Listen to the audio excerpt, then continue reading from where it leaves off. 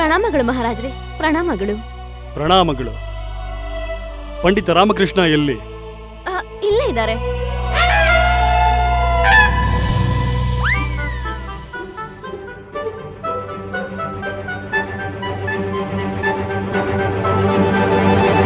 ಎಲ್ಲಿದ್ದಾರೆ ಪಂಡಿತ ರಾಮಕೃಷ್ಣ?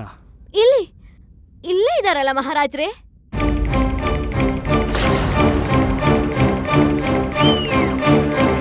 ನಾವು ಪಂಡಿತ ರಾಮಕೃಷ್ಣರ ತಾಯಿ ಬಗ್ಗೆ ಅಲ್ಲ, ಪಂಡಿತ ರಾಮಕೃಷ್ಣರ ಬಗ್ಗೆ ಕೇಳುತ್ತಿದ್ದೇವೆ ಶಾರದಾ ದೇವಿ. ಇವರೇ ತಾನೇ ಪಂಡಿತ ರಾಮಕೃಷ್ಣ? ಶಾರದಾ ದೇವಿ, ಇದು ಏನು ಅಪಹಾಸ್ಯವು? ಅಮ್ಮ ಹೇಳ್ತಿದ್ದಾರೆ, ಪುತ್ರ ತಾಯಿಯ ಅಂಶ ಆಗಿರ್ತಾನೆ, ಅವಳ ಪ್ರತಿರೂಪ ಆಗಿರ್ತಾನೆ ಅಲ್ವಾ ಮಹಾರಾಜ್ರೆ? ಹೌದು, ಆಗಿರುತ್ತದೆ, ಖಂಡಿತ ಆಗಿರುತ್ತದೆ. ಅಂದ್ರೆ ಅಮ್ಮ ಈಗ ಸಂಪೂರ್ಣ ರಾಮಕೃಷ್ಣ, ಹಾಗೆ ಪಂಡಿತ್ ರಾಮಕೃಷ್ಣ ಇವರ ಅಂಶ. ಅಂದ್ರೆ ಈಗ ನಿಮ್ಮ ಮುಂದೆ ಸಂಪೂರ್ಣ ರಾಮಕೃಷ್ಣ ಉಪಸ್ಥಿತರಾಗಿದ್ದಾರೆ ಈ ಸಮಸ್ಯೆನ ಬಗೆಹರಿಸೋದಕ್ಕೆ. ಇದು ಸರಿಯಾಗಿದೆ ಮಹಾರಾಜರೇ, ಅದ್ಭುತ. ಇದ್ಯಾವ ರೀತಿ ನ್ಯಾಯ ಮಹಾರಾಜ್ರೆ? ಪಂಡಿತ ರಾಮಕೃಷ್ಣನ ಅವರ ಅಮ್ಮ ಮತ್ತೆ ಅವರ ಪತ್ನಿ ನಮ್ಮನ್ನ ಮಾತುಗಳಿಂದ ಮೋಡಿ ಮಾಡ್ತಾ ಇದ್ದಾರೆ. ಕೆತ್ಕೊಳ್ಳಿ. ಹಾ, ಆಕೆ ಒನಕೆಯನ್ನು ಕಿತ್ಕೊಳ್ಳಿ. ಅಮ್ಮ ಇಲ್ಲಿಗೆ ಬಂದಿದಾರಲ್ಲ, ಅದ್ರ ಲಾಭ ಎತ್ಕೊಳ್ಳಿ. ಕ್ಷಮಿಸಿ ಮಹಾರಾಜ್ರೆ, ನಿಮ್ಗೆ ಇಲ್ಲಿ ಪಂಡಿತ್ ರಾಮಕೃಷ್ಣ ಇರೋದು ಮುಖ್ಯನಾ ಅಥವಾ ಇಲ್ಲಿರೋ ಸಮಸ್ಯೆ ಪರಿಹಾರ ಆಗೋದು ಮುಖ್ಯನಾ? ಪಂಡಿತ ರಾಮಕೃಷ್ಣ ಅಂದರೆ ನ್ಯಾಯ. ನಾವು ನ್ಯಾಯಪ್ರಿಯರು. ಮತ್ತೆ ಅವಕಾಶ ಕೊಡಿ ಮಹಾರಾಜರೇ. ಪಂಡಿತ ರಾಮಕೃಷ್ಣನು ಇಷ್ಟು ಬುದ್ಧಿವಂತನು, ಜ್ಞಾನಿಯು, ನಿಸ್ಸಂದೇಹವಾಗಿ ಅವನಿಗೆ ಜನ್ಮ ನೀಡಿದ ತಾಯಿಯು ಅವನಿಗಿಂತ ಹೆಚ್ಚು ಜ್ಞಾನಿಯಾಗಿರುತ್ತಾರೆ. ನೀವು ಈ ಪ್ರಕರಣಕ್ಕೆ ಸಂಬಂಧಪಟ್ಟಂತೆ ಇಲ್ಲಿರುವುದಕ್ಕಾಗಿ ನಾವು ನಿಮಗೆ ಆಭಾರಿಯು. ಮಹಾರಾಜರಿಗೆ ಜಯವಾಗಲಿ. ಮಹಾರಾಜ ಕೃಷ್ಣದೇವರಾಯರಿಗೆ ಮಹಾರಾಜ ಕೃಷ್ಣದೇವರಾಯರಿಗೆ ಪಂಡಿತ ರಾಮಕೃಷ್ಣ ಮತ್ತೆ ತನ್ನ ಬ್ರಹ್ಮಜಾಲವನ್ನು ಕೂಡಿ ಸುರಕ್ಷಿತನಾಗಿಬಿಟ್ಟ. ಮಹಾರಾಜ ಕೃಷ್ಣದೇವರಾಯರಿಗೆ ಮಹಾರಾಜ ಕೃಷ್ಣದೇವರಾಯರಿಗೆ ಮಹಾರಾಜ ಕೃಷ್ಣದೇವರಾಯರಿಗೆ ಮಹಾರಾಜ ಕೃಷ್ಣದೇವರಾಯರಿಗೆ ಮಹಾರಾಜ ಕೃಷ್ಣದೇವರಾಯರಿಗೆ ಮಹಾರಾಜ ಕೃಷ್ಣದೇವರಾಯರಿಗೆ ಮಹಾರಾಜ ಕೃಷ್ಣದೇವರಾಯರಿಗೆ. ನಾವು ನಿಮಗೆ ಈ ಪ್ರಕರಣವನ್ನು ಪರಿಹಾರ ಮಾಡಲು ಒಂದು ಅವಕಾಶ ನೀಡುತ್ತೇವೆ ಹಾಗೂ ಆಶಿಸುತ್ತೇವೆ ಈ ಸಮಸ್ಯೆಯ ಬಗ್ಗೆ ಪರಿಚಯವಿದೆ ಎಂದು. ಖಂಡಿತವಾಗ್ಲು ಮಹಾಮಂತ್ರಿ ತಿಮ್ಮರಸು ಅವರು ನಮ್ಗಿದ್ರ ಬಗ್ಗೆ ವಿಸ್ತಾರವಾಗಿ ವಿವರಿಸಿದ್ದಾರೆ. ನನ್ನ ಪುತ್ರ ನನ್ನ ಕನಸಲ್ಲಿ. ನಿನ್ನ ಪುತ್ರನೇ? ಶಾರದಾದೇವಿ ಅವರೇ, ನಿಮಗೆ ಪುತ್ರರತ್ನ ಪ್ರಾಪ್ತಿ ಯಾವಾಗ ಆಯ್ತು ಅಂತ ಕೇಳಬಹುದೇ? ನಾನ್ ಹೇಳ್ತಾ ಇದ್ದೀನಿ ಅಷ್ಟೇ, ಮಾತುಗಳು ಅಮ್ಮಂದು. ಅಮ್ಮನ ಪುತ್ರ ಅರ್ಥಾತ್ ನನ್ನ ಪತಿ ಅಂದ್ರೆ ಪಂಡಿತ ರಾಮಕೃಷ್ಣ ಅವರು ಇವರ ಕನ್ಸಲ್ ಬಂದಿದ್ರಂತೆ. ಅಲ್ಲೇ ಅವರು ಈ ಸಮಸ್ಯೆಗೆ ಪರಿಹಾರನ ಹೇಳಿದಾರಂತೆ. ಇದೇನಿದು ಈ ರೀತಿ ದಟ್ಟತನದ ಕತೆ ಹೇಳ್ತಿದ್ದೀರಾ? ರಾಮಕೃಷ್ಣ ಸ್ವಪ್ನದಲ್ಲಿ ಬಂದು ಸಮಸ್ಯೆಯನ್ನು ಹೇಗೆ ಬಗೆಹರಿಸೋದಕ್ಕೆ ಸಾಧ್ಯ? ಯಾಕಾಗ್ಬಾರ್ದು? ಯಾವಾಗ ಮಹಾರಾಜರ ತಂದೆ ಮಂಗ್ಲಿ ಸತ್ತೈನ್ ಕನ್ಸಲ್ ಬಂದು ಅವ್ರ ಸಮಸ್ಯೆನ ಹೇಳ್ಕೋಬಹುದು ಅಂದ್ಮೇಲೆ ಅಮ್ಮನ ಪುತ್ರ ಅವ್ರ ಕನ್ಸಲ್ ಬಂದು ಸಮಸ್ಯೆಗೆ ಪರಿಹಾರ ಯಾಕೆ ಕೊಡ್ಬಾರ್ದು ಹೇಳಿ? ನಾವು ಹೇಳ್ತಿರೋಂತ ಅರ್ಥ ಏನಂದ್ರೆ ಪಂಡಿತ ರಾಮಕೃಷ್ಣನೇ ಖುದ್ದಾಗಿ ಈ ಸಮಸ್ಯೆಗೆ ಪರಿಹಾರವನ್ನ ಹೇಳಿರ್ತಾನೆ. ಆದ್ರೆ ಗುರುಗಳೇ, ಪಂಡಿತ ರಾಮಕೃಷ್ಣ ಸ್ವರ್ಗಕ್ಕೆ ಹೋಗಿದಾರಲ್ವಾ? ಮಹಾರಾಜರ ತಂದೆಯವರನ್ನ ಭೇಟಿ ಮಾಡೋದಕ್ಕೆ ನೀವೇ ಸ್ವತಃ ಕಳಿಸ್ಕೊಟ್ರಲ್ಲ. ಮಹಾರಾಜರ ಅನುಮತಿ ಇದೆಯಾ? ಖಂಡಿತವಾಗಿ. ನೀವು ನಿಮ್ಮ ಕಾರ್ಯವನ್ನು ಪ್ರಾರಂಭಿಸಿ. ಹಾಗೂ ಯಾವುದಾದರೂ ವಸ್ತುವಿನ ಅವಶ್ಯಕತೆ ಇದ್ದರೆ ಹೇಳಿ ನಮಗೆ. ಒಂದು ಖಡ್ಗದ ಅಗತ್ಯ ಇದೆ ಈಗ.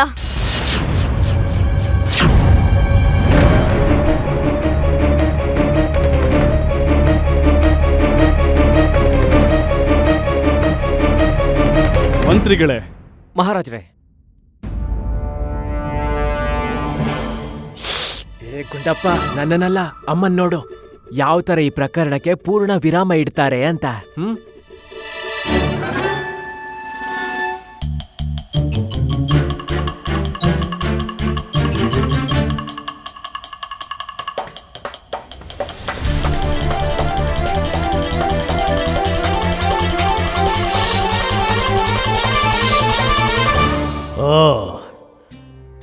ನೀನು ಸಹ ಇದೇ ರಾಜಸಭೆಯಲ್ಲಿ ಉಪಸ್ಥಿತನಿದೆಯಾ ಪಂಡಿತ ರಾಮಕೃಷ್ಣ? ವೇಷ ಬದಲಾಯಿಸಿ ತಥಾಚಾರ್ಯನ ತೀಕ್ಷ್ಣ ದೃಷ್ಟಿಯಿಂದ ಬಚಾವಾಗೋದಕ್ಕಾಗಲ್ಲ.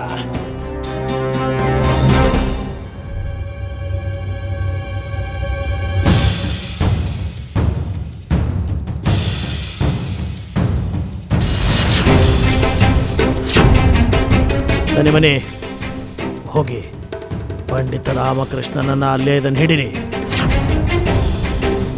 ಆಗ್ಲಿ ಗುರುಗಳೇ. ಮತ್ತೆ ನೀವು ಈ ತಲವಾರಿನಿಂದ ಏನ್ ಮಾಡ್ಬೇಕು ಅಂತಿದ್ದೀರಾ? ಒಂದು ತಾಯಿಯನ್ನು ಹತ್ಯೆ ಮಾಡ್ತೀರಾ? ಮತ್ತು ಇನ್ನೊಂದು ತಾಯಿಗೆ ಮಗು ಸಿಕ್ಕಿ ಪುತ್ರನಿಂದ ಲಾಭವಾಗ್ಲಿ ಅಂತನ?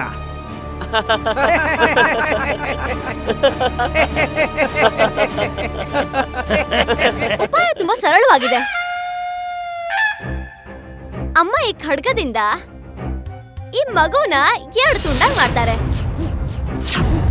ಆಗ ಇಬ್ರು ತಾಯಂದ್ರಿಗೂ ಅರ್ಧ ಅರ್ಧ ಸಿಗುತ್ತೆ.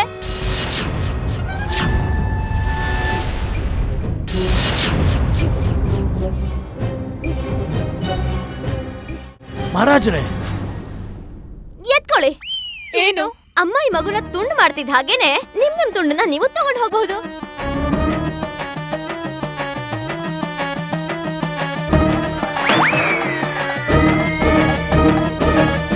ಅಮ್ಮನವರೇ, ನೀವು ಏನು ಮಾಡಲು ಹೊರಟಿದ್ದೀರಿ? ನಂಬಿಕೆ ಇಡಿ ಮಹಾರಾಜರೇ, ಈಗಿರೋ ಪರಿಹಾರ ಇದು ಒಂದೇನೆ.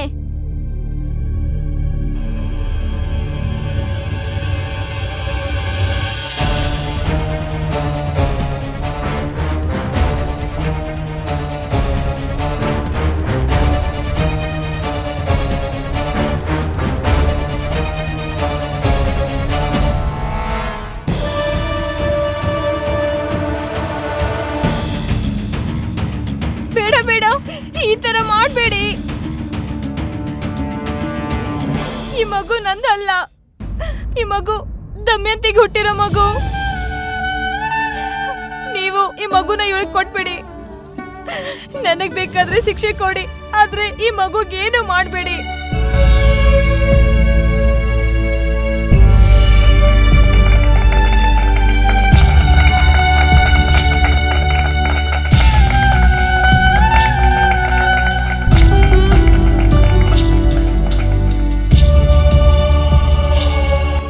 ರಕ್ತ.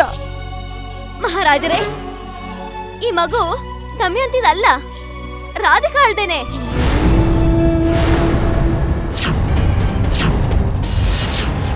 ಆದ್ರೆ ರಾಧಿಕಾನೇ ಸ್ವಯಂವಾಗಿ ಸ್ವೀಕರಿಸಿದ್ದಾರೆ ಈ ಮಗು ದಮಯಂತಿ ದೇವಿದು ಅಂತ. ರಾಧಿಕಾ ಜಾಗದಲ್ಲಿ ಬೇರೆ ಯಾವುದೇ ತಾಯಿ ಇದ್ದಿದ್ರು ಇದನ್ನೇ ಮಾಡ್ತಿದ್ಲು.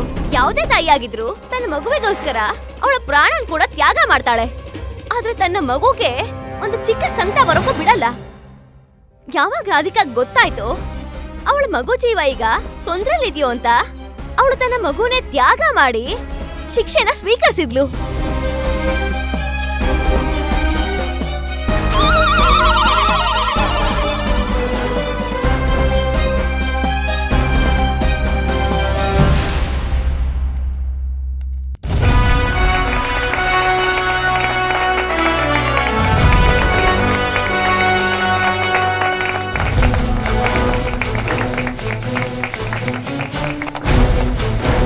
ಇದನ್ನೇ ನ್ಯಾಯವೆಂದು ಹೇಳುವುದು. ಗುರುಗಳೇ, ರಾಜೇ, ಏನು ಹೇಳುತ್ತೀರಿ ನೀವು? ಹೌದು ಹೌದು ಮಹಾರಾಜ್, ಹೌದು. ಅದ್ಭುತ.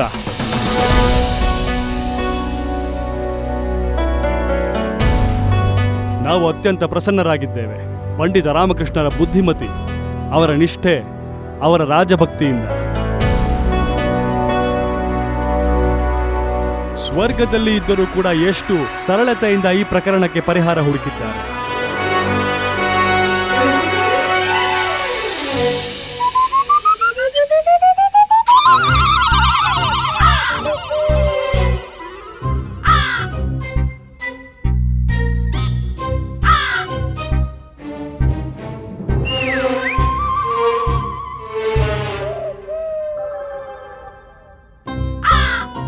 ಮಹಾರಾಜ, ಪಂಡಿತ ರಾಮಕೃಷ್ಣ ಸ್ವರ್ಗಕ್ಕೆ ಹೋಗಿಲ್ಲ, ಅವನು ಇಲ್ಲೇ ಇದ್ದಾನೆ ದರ್ಬಾರ್ನಲ್ಲಿ.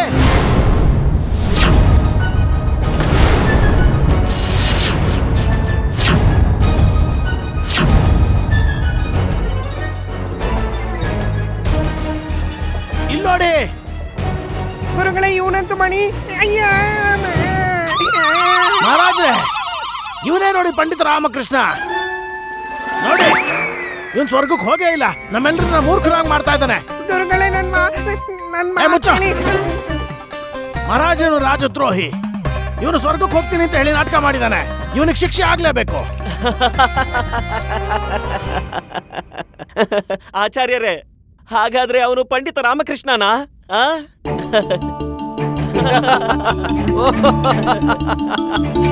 ನಿಮಗೆ ನನ್ನ ಮಾತುಗಳು ಬಹಳ ಹಾಸ್ಯಾಸ್ಪದವಾಗಿದೆಯಾ ಮಹಾಮಂತ್ರಿಗಳೇ? ನಗರಿ ನಗರಿ, ನಿಮ್ಮ ಬಳಿ ನಮಗಿರುವಂತಹ ಒಂದು ತೀಕ್ಷ್ಣ ದೃಷ್ಟಿ ಇಲ್ವಲ್ಲ? ನೀವು ವೇಷ ಬದಲಿಸ್ಕೊಂಡಿರೋ ಪಂಡಿತ ರಾಮಕೃಷ್ಣನನ್ನ ಗುರುತು ಹಿಡಿಯೋದಕ್ಕಾಗ್ಲಿಲ್ಲ. ನಾನು ಗುರುತು ಹಿಡ್ದೆ. ನಾನು ಎಲ್ರಿಗೂ ಇವನ ವಾಸ್ತವಿಕ ರೂಪವನ್ನ ತೋರಿಸ್ತೀನಿ. ಈಗ ನೋಡಿ ಎಲ್ಲಾರು.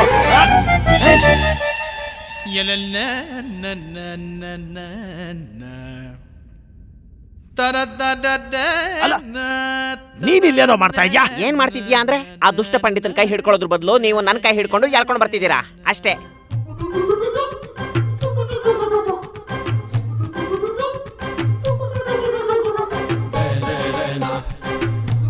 ಮಹಾರಾಜ್ರೆ, ಅವನು ಇಲ್ಲೇ ಇದ್ದಾನೆ. ಮಹಾರಾಜ್ರೆ, ಇಲ್ಲೇ ಇದ್ದಾನೆ. ನಾನೇ ಕಣ್ಣಾರೆ ಅವನ್ನ ನೋಡ್ದೆ. ಆಚಾರ್ಯರೇ, ನಿಮಗೆ ಭ್ರಮೆಯಾಗಿದೆ. ಪಂಡಿತ ರಾಮಕೃಷ್ಣನ ಅನುಪಸ್ಥಿತಿ ನಿಮಗೆ ವ್ಯಥೆ ನೀಡುತ್ತಿದೆ. ನೀವು ಭ್ರಮೆಯಲ್ಲಿದ್ದೀರಿ. ಅಮ್ಮನವರೇ, ಈ ಪ್ರಕರಣದ ಪರಿಹಾರಕ್ಕಾಗಿ ನಾವು ನಿಮಗೆ ಆಭಾರಿಯು.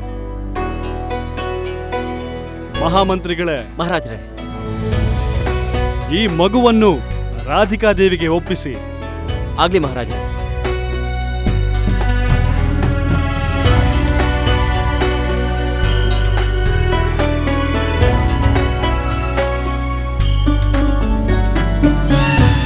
ಹಾಗೂ ದಮಯಂತಿ ದೇವಿಗೆ ಮುಂದಿನ ಕಾರುಬಾರಿಗೆ ಎಲ್ಲಿಗೂ ಹೋಗದಂತೆ ಆಜ್ಞೆ ನೀಡಿ.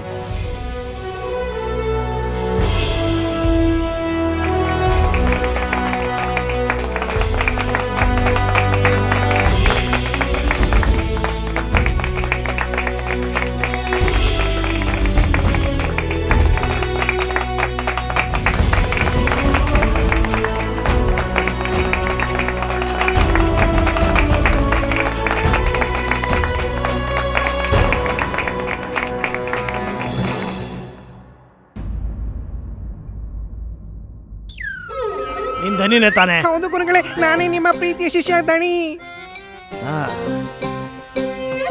ಮತ್ತೆ ನೀನು ಮಣಿನೇ ಅಲ್ವಾ? ನಾನು ನಿಮ್ಮ ಪ್ರೀತಿಯ ಶಿಷ್ಯ ಮಣಿ.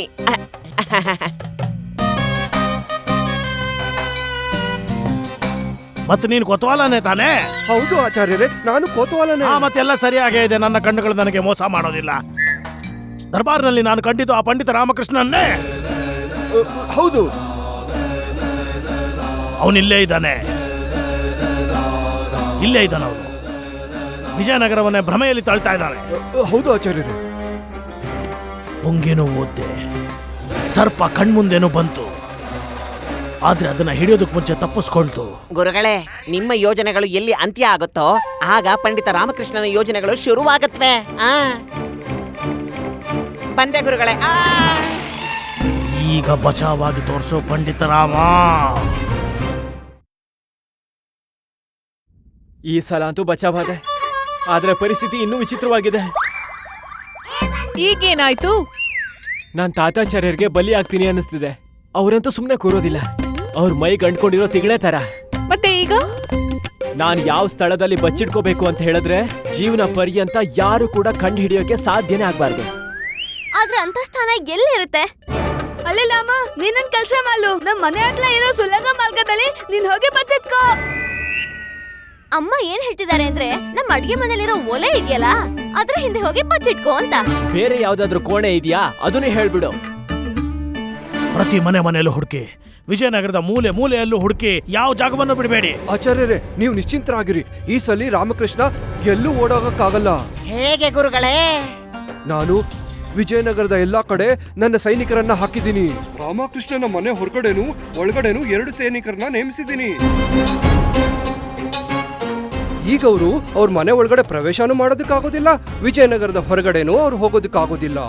ನಾವು ಅವನನ್ನ ಎಲ್ಲಾ ಕಡೆ ಹುಡುಕಿ ಹಿಡ್ಕೊಂಡ್ಬಿಡ್ತೀವಿ. ಬಹಳ ಬುದ್ಧಿವಂತ ಈ ಪಂಡಿತ ರಾಮಕೃಷ್ಣ. ಹುಷಾರಾಗಿರಿ. ಆಚಾರ್ಯರೇ, ಅವನು ಇರುವೆ ಆಗಿ ಬಚ್ಚಿಟ್ಕೊಂಡ್ರು ನಾವನ್ನ ಹಿಡ್ಕೊಂಡ್ಬಿಡ್ತೀವಿ. ಹೇಗ ಅವನು ಹಿಂದೆ ಬೀಳ್ತೀವಿ ಅಂದ್ರೆ ಹೇಗಂದ್ರೆ ನಿನ್ನ ಯೋಜನೆ ಬಹಳ ಚೆನ್ನಾಗಿದೆ ಕುತ್ವಾಲ. ಆದ್ರೆ ಪಂಡಿತ ರಾಮಕೃಷ್ಣನ ಮನೆಯ ಮೇಲೆ ಸಿಪಾಯಿಗಳನ್ನ ಕಾವಲು ಹಾಕಬೇಡಿ. ಯಾಕೆ ಆಚಾರ್ಯರೇ? ಪಂಡಿತ ರಾಮಕೃಷ್ಣನ ಮನೆ ಹತ್ರ ಧನಿ ಮತ್ತೆ ಮಣಿ ನೋಡ್ಕೊಳ್ತಾರೆ. ಮತ್ತೆ ನೀವಿಬ್ರು ಮಳೆ ಬಿರುಗಾಳಿ ಚಳಿ ಏನೇ ಬಂದ್ರು ಹಗಲು ರಾತ್ರಿ ಪಂಡಿತ ರಾಮಕೃಷ್ಣನ ಮನೆಯ ಮುಂದೆ ದಿಷ್ಟಿ ಬೊಂಬೆಗಳ ತರ ನಿಂತಿರ್ಬೇಕು. ಗುರುಗಳೇ, ಸತ್ತೋಗ್ಬಿಡ್ತೀವಿ. ಮುಚ್ಚೆ.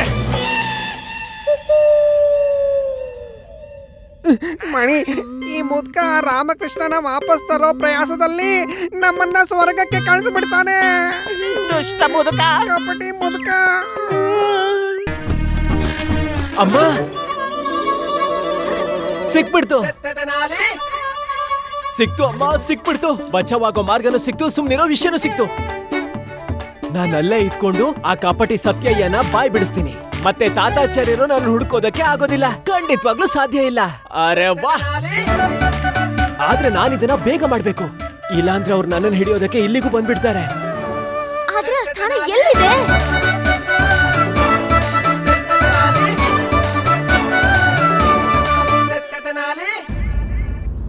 ಈ ಪಂಡಿತ ರಾಮಕೃಷ್ಣ ಸತ್ ಮೇಲೂ ನಮ್ ಬೆನ್ಬಿಡ್ತಾ ಇಲ್ವಲ್ಲ. ಮತ್ತೆ ನಮ್ಮ ಗುರು ನಮ್ಮನ್ನ ನಾಲಾಯಕರು ಅನ್ಕೊಂಡಿದ್ದಾರೆ. ನಮ್ ಕೈಯಿಂದ ಏನ್ ಬೇಕಾದ್ರೂ ಆಗಬಹುದು ಅಂತ ಈ ದುಷ್ಟ ಮುದುಕ ಅನ್ಕೊಂಡಿದ್ದಾನೆ. ಕ್ರೂರಿ ಮುದುಕ. ಅದೇ ತಾನೆ, ಇದನ್ ಮಾಡು ಅದನ್ ಮಾಡು ಅಂತ ಹೇಳ್ತಾನೆ ಇರ್ತಾನೆ. ಬದ್ಲಿಗೆ ಒಂದು ಸ್ವರ್ಣ ಮುದ್ರೆನೂ ಕೊಡೋದಿಲ್ಲ. ಅಯ್ಯೋ ದಣಿ, ಈ ಮೇಲ್ ಕೂತಿರೋನು ನಮ್ ಮಾತ್ ಕೇಳಿಸ್ಕೊಳ್ಳೋದಿಲ್ವೇ? ಅದೇ ಅಲ್ವಾ? ಈ ದಣಿ ಮಣಿ ಏನ್ ಮಾಡ್ತಿದ್ದಾರೆ ಇಲ್ಲಿ? ಹೇ ಭಗವಂತ, ನಾನೀಗೇನ್ ಮಾಡ್ಲಿ? ನೋಡದಿಲ್ಲ, ಎಲ್ ತಂದು ಸಿಕ್ಕಾಕ್ಸ್ಬಿಟ್ಟ. ಹೇ ದೇವ್ರೆ, ನಮ್ ಮೇಲ್ ಸ್ವಲ್ಪನಾದ್ರೂ ಕರುಣೆ ತೋರ್ಸಪ್ಪ. ಏನಾದ್ರೂ ಮಾಡು.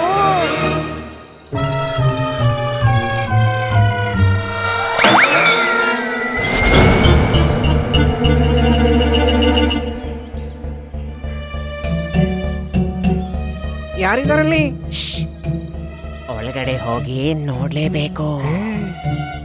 ಶಾಂತಿ ಶಾಂತಿ ದಣಿ, ಶಾಂತಿ.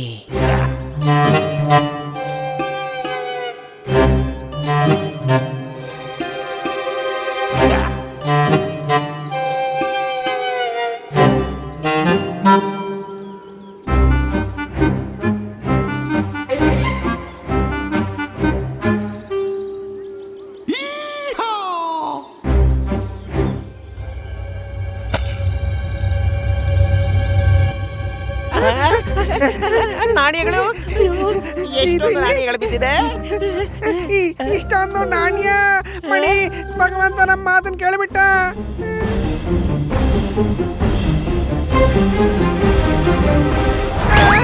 ಅಯ್ಯೋ, ಗುರುಗಳು ನಿನ್ನ ಯಾವಾಗ್ಲೂ ಮೂರ್ಖ ಅಂತ ಹೇಳೋದು ನಿಜಾನೇ. ಆದ್ರೆ ಯಾಕೆ? ಯಾಕೆಂದ್ರೆ ಮೇಲ್ ಕೂತಿರೋನ್ಗೆ ಸ್ವಲ್ಪ ಕರುಣೆ ತೋರ್ಸು ಅಂದ್ರೆ ಈ ಸಣ್ಣ ಚೀಲ ಬಿಸಾಕ್ದ. ನಾವೇನಾದ್ರೂ ಜಾಸ್ತಿ ಕರುಣೆ ತೋರ್ಸು ಅಂತ ಹೇಳಿದ್ರೆ ದೊಡ್ಡ ಮೂಟೆನೆ ಬಿಸಾಕ್ತಿದ್ದ ಅನ್ಸುತ್ತೆ. ಆಗ ನಾವು ಶ್ರೀಮಂತರಾಗ್ಬಿಡ್ತಿದ್ವಿ. ಆಗ ನಮ್ಗೆ ಆ ಮುದುಕನಿಂದ ಮುಕ್ತಿ ಸಿಗ್ತಾ ಇತ್ತು. ಮತ್ತ ಅವನನ್ನ ನಮ್ಮ ಸೇವಕನನ್ನಾಗಿ ಮಾಡ್ಕೋಬಹುದಿತ್ತು. ಸತ್ಯವಚನ ಮಣಿ. ಓ ಆಚಾರ್ಯರ ಶಿಷ್ಯಂದ್ರ, ನಾನು ಎಂತ ಜಾಗಕ್ಕೆ ಹೋಗ್ತೀನಿ ಅಂದ್ರೆ ನಿಮ್ಮ ಆಚಾರ್ಯರಿಗೆ ಗೊತ್ತೇ ಆಗ್ಬಾರ್ದು ಅಂತ ಜಾಗಕ್ಕೆ ಹೋಗ್ತೀನಿ.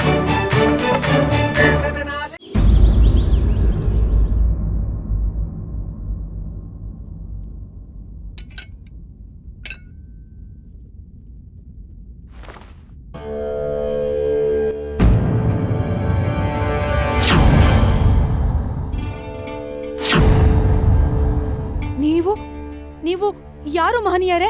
ನೀವು ಎಲ್ಲಿಂದ ಬಂದಿದ್ದೀರಾ?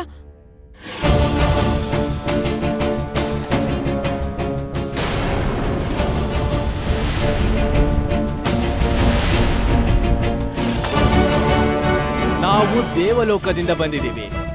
ದೇವಲೋಕದಿಂದ? ದೇವಿ, ನಿಮ್ಮ ಪತಿ ದಿವ್ಯ ಪುರುಷರು, ತಪಸ್ವಿಗಳು. ಹಾಗಾಗಿ ಸ್ವಲ್ಪ ದಿನಕ್ಕೋಸ್ಕರ ನಾನು ಆಶ್ರಯಕ್ಕೆ ನನಗೆ ಈ ಸ್ಥಳ ತುಂಬಾ ಇಷ್ಟ ಆಗಿದೆ.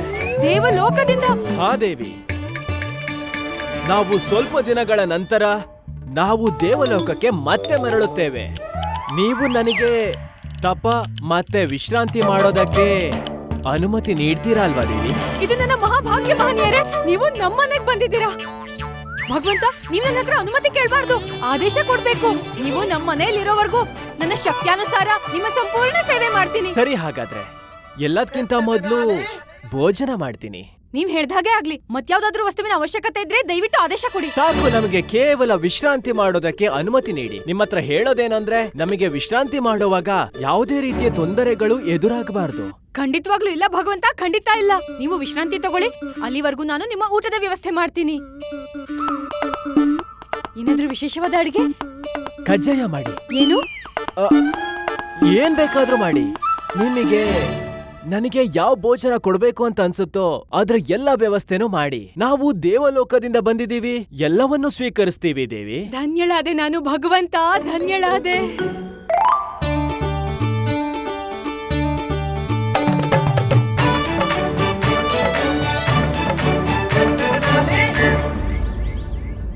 ಆಚಾರ್ಯರೇ, ನಮ್ಮ ಸೈನಿಕರು ತುಂಬಾ ಕುಶಲತೆಯಿಂದ ತಮ್ಮ ಕಾರ್ಯವನ್ನು ನಿರ್ವಹಿಸುತ್ತಿದ್ದಾರೆ. ಪಂಡಿತ ರಾಮಕೃಷ್ಣನ ಪರಿವಾರದ ಸರ್ವ ಸದಸ್ಯರ ಮೇಲೆ ಕಠಿಣವಾದ ನಿಗಾವನ್ನು ಇಡಲಾಗಿದೆ. ಅದು ಅಲ್ಲದೆ ವಿಜಯನಗರದ ಎಲ್ಲಾ ವ್ಯಕ್ತಿಗಳ ಮೀಸೆ ದಾಡಿಯನ್ನು ಎಳೆದು ನೋಡಲಾಗ್ತಿದೆ. ಬರೀ ಕೇಳಿಸ್ಕೊಳ್ಳೋದಲ್ಲ, ಏನಾದ್ರೂ ಮಾಡು. ಪಂಡಿತ್ ರಾಮಕೃಷ್ಣನನ್ನ ಮೊದಲು ಹಿಡಿ ನೀನು. ನಾನ್ ನಿನಗೆಂತ ಪಾರಿತೋಷಕವನ್ನ ಕೊಡ್ತೀನಿ ಅಂದ್ರೆ ನೀನು ಕನಸಲ್ಲೂ ಸಹ ಊಹೆ ಮಾಡಿರೋದಿಲ್ಲ. ಸ್ವಾಮಿ, ಪ್ರಣಾಮ ಗುರುಮಾತೆ. ಸ್ವಾಮಿ, ನೀವು ನನ್ಗೆ ಹೇಳಲೇ ಇಲ್ಲ. ನಮ್ಮ ಮನೆಗೆ ದೇವಲೋಕದಿಂದ ಭಗವಂತ ಬಂದಿದ್ದಾನೆ. ಗುರುಮಾತೆ, ಇದಂತೂ ನಿಮ್ಮ ದೊಡ್ಡ ಗುಣ.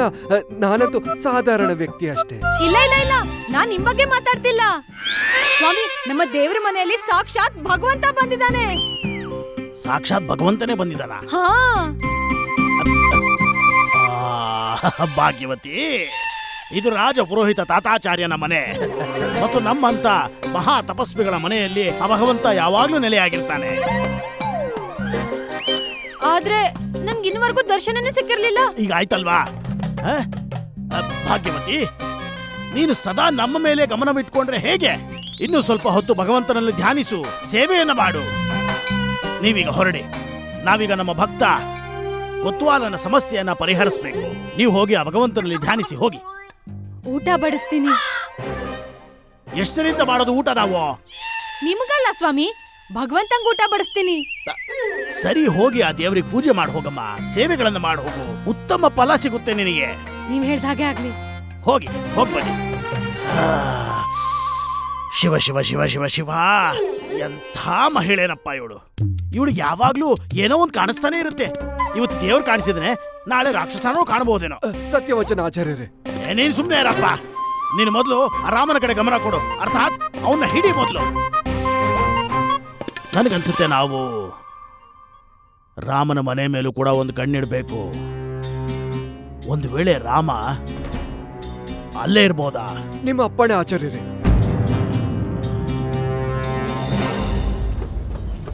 ನೀವಿಲ್ಲಿ ಯಾರಿಗೋಸ್ಕರ ಹುಡುಕ್ತಾ ಇದ್ದೀರೋ? ಅವ್ರು ಇಲ್ಲಿಲ್ಲ, ಸ್ವರ್ಗದಲ್ಲಿದ್ದಾರೆ. ಅಮ್ಮ ಹೇಳ್ತಿದ್ದಾರೆ, ನೀವೇನಾದ್ರೂ ರಾಮನ್ ನೋಡೋಕೆ ಅಂತ ಅಷ್ಟೊಂದು ಉತ್ಸುಕರಾಗಿದ್ರೆ ನಿಮ್ನು ಸ್ವರ್ಗಕ್ಕೆ ಕಳಿಸೋದಾ ಅಂತ ಕೇಳ್ತಿದ್ದಾರೆ.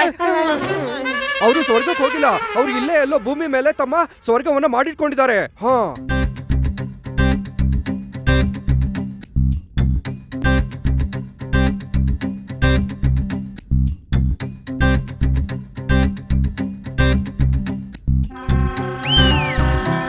ಇಡಿ ಅದನ್ನ.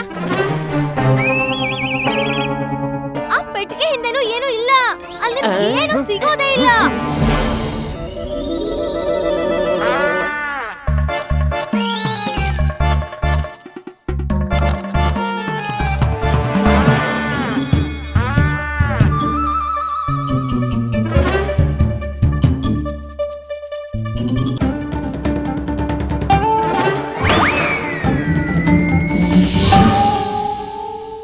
ನಾನು ಪ್ರಸನ್ನಳಾದೆ ಭಗವಂತ.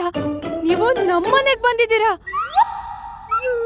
ಈ ಪೈಸಾನ ತಗೊಳ್ಳಿ ಭಗವಂತ, ವಿಶೇಷವಾಗಿ ನಿಮ್ಗೋಸ್ಕರನೇ ಮಾಡಿದೀನಿ. ನಾವು ದೇವಲೋಕದಿಂದ ಬಂದಿದ್ದೀವಿ ದೇವಿ. ಸ್ವಲ್ಪ ಸಿಕ್ಕಿದ್ರೂ ಸಂತುಷ್ಟರಾಗ್ಬಿಡ್ತೀವಿ. ಇಲ್ಲಿ ಕೊಡಿ.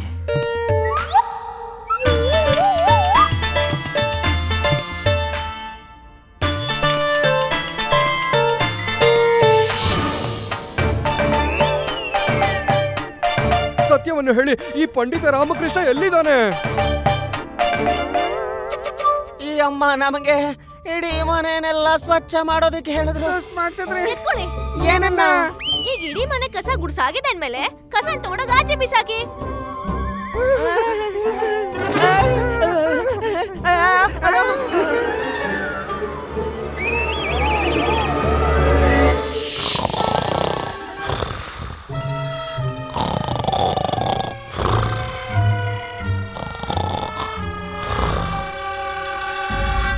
ಸ್ವಾಮಿ, ಭಗವಂತ ನಮ್ಮನೇಲಿ ತುಂಬಾ ಪ್ರಸನ್ನರಾಗಿದ್ದಾರೆ.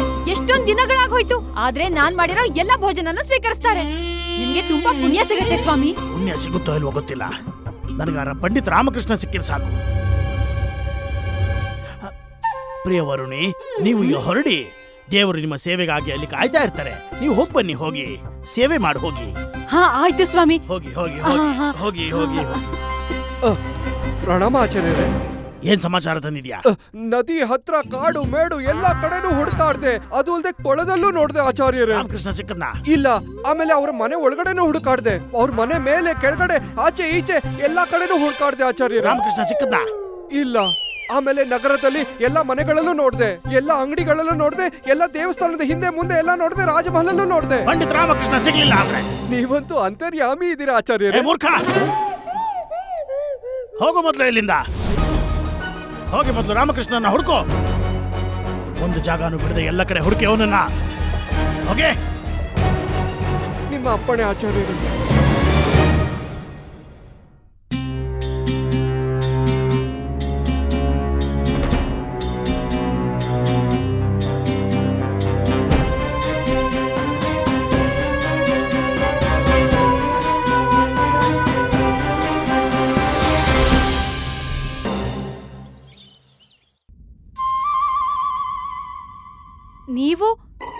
ನೀವಿಲ್ಲಿಗೆ ಯಾವ ಕಾರಣದಿಂದ ಬಂದಿದ್ದೀರಾ? ಅದು ನಿಮ್ ಮನೆಗೊಬ್ರು ದೇವ್ರು ಬಂದಿದಾರಲ್ಲ, ಅವ್ರಿಗೆ ನೈವೇದ್ಯ ಕೊಡಕ್ಕೆ ಅಂತ. ಬನ್ನಿ ಬನ್ನಿ, ಒಳಗ್ ಬನ್ನಿ. ಭಗವಂತನ ಸೇವೆ ಮಾಡೋ ಅಧಿಕಾರ ಎಲ್ರಿಗೂ ಇದೆ. ಬನ್ನಿ. ಎಲ್ಲಿ ಹೋಗಿ ಔತ್ಕೊಂಡಿದ್ದಾನೋ ಈ ಪಂಡಿತ ರಾಮಕೃಷ್ಣ? ಎಲ್ಲಿಗೆ ಹೋಗಿದ್ದಾನೆ ಇವನು? ಭೂಮಿ ಒಳಗೆ ಹೊಟ್ಟೋದ್ರೆ ಆಕಾಶದಲ್ಲಿ ಲೀನಾಗೋದ. ಇಷ್ಟು ಹುಡುಕಿದ್ರೆ ಆ ಭಗವಂತನೇ ಸಿಕ್ಬಿಡ್ತಾನಲ್ಲ.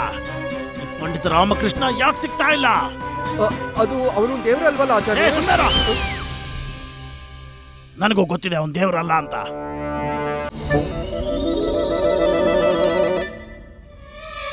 ಇಲ್ಲಿಗೆ ಬರೋದಕ್ಕೆ ಏನ್ ಅವಶ್ಯಕತೆ ಇತ್ತು? ನೀವಿಬ್ರು ನನ್ನ ಸಿಕ್ಕಾಕ್ಸ್ತೀರಾ ಅಲ್ವಾ? ಎತ್ಕೊಳ್ಳಿ. ಏನನ್ನ? ಈ ಮೃಷ್ಟಾನ ಎತ್ಕೊಂಡು ತಿನ್ನಿ. ನಿಮಗಿಷ್ಟ ಆಗೋ ಮೃಷ್ಟಾನ ಮಾಡಿದೀವಿ. ಹಾಗೆ ಆ ವಸ್ತ್ರ ತಗೊಳ್ಳಿ. ಎಷ್ಟು ದಿನ ಇದನ್ನೇ ಹಾಕೊಂಡಿರ್ತೀರಾ? ಸರಿ, ಹಾಗಾದ್ರೆ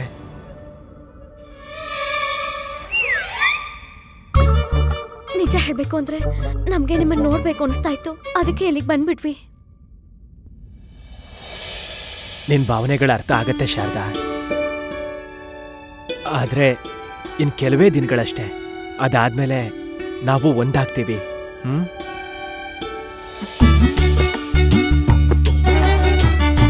ಸರಿ, ಹಾಗಾದ್ರೆ ಈಗ ಹೊರಡಿ ನೀವೆಲ್ಲ. ಇನ್ ಮುಂದೆ ಬರೋಕ್ ಹೋಗ್ಬೇಡಿ.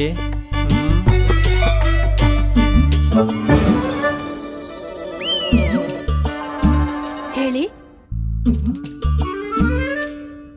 ಏನು? ಭಗವಂತನ ತಿನ್ಬಿಡ್ಬೇಕಾ? ಇಲ್ಲ, ಅಮ್ಮ ಹೇಳ್ತಿದ್ದಾರೆ ದೇವ್ರ ಊಟ ತಿಂಡಿ ವಿಷಯದಲ್ಲಿ ಸ್ವಲ್ಪ ಗಮನ ಇರ್ಲಿ ಅಂತ. ಹಾ ಹಾ, ನೋಡ್ಕೊಳ್ತಾನೆ ಇದೀನಿ. ಅಮ್ಮ, ದರ್ಶನ ಆಯ್ತಲ್ವಾ? ಇನ್ ಹೊರಡೋಣವಾ?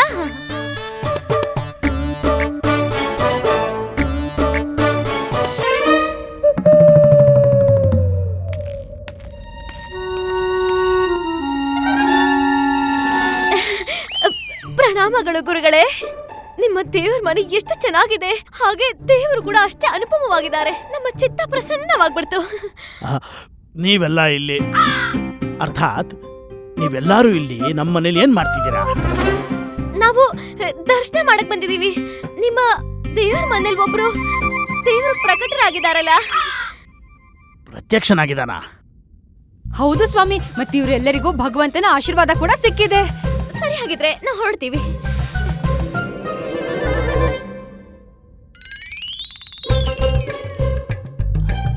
ಅದ್ಯಾವ ಭಗವಂತ ಇಲ್ಲಿಗೆ ಬಂದು ಎಲ್ರಿಗೂ ದರ್ಶನ ಕೊಡ್ತಾ ಇರೋದು? ನಾವು ನೋಡೋಣ. ರಾಮಕೃಷ್ಣ.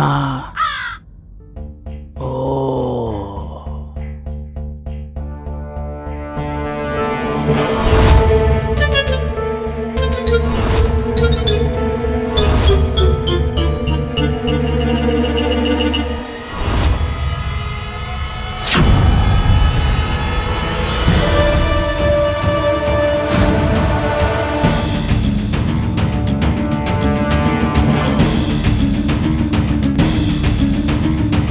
ಈ ವರುಣಮಾಲಾ ಬುಚ್ಚಿ, ಅವಳಿಗೆ ಯಾವಾಗಲೂ ದೇವ್ರು ಕಾಣಿಸ್ತಿರ್ತಾನೆ.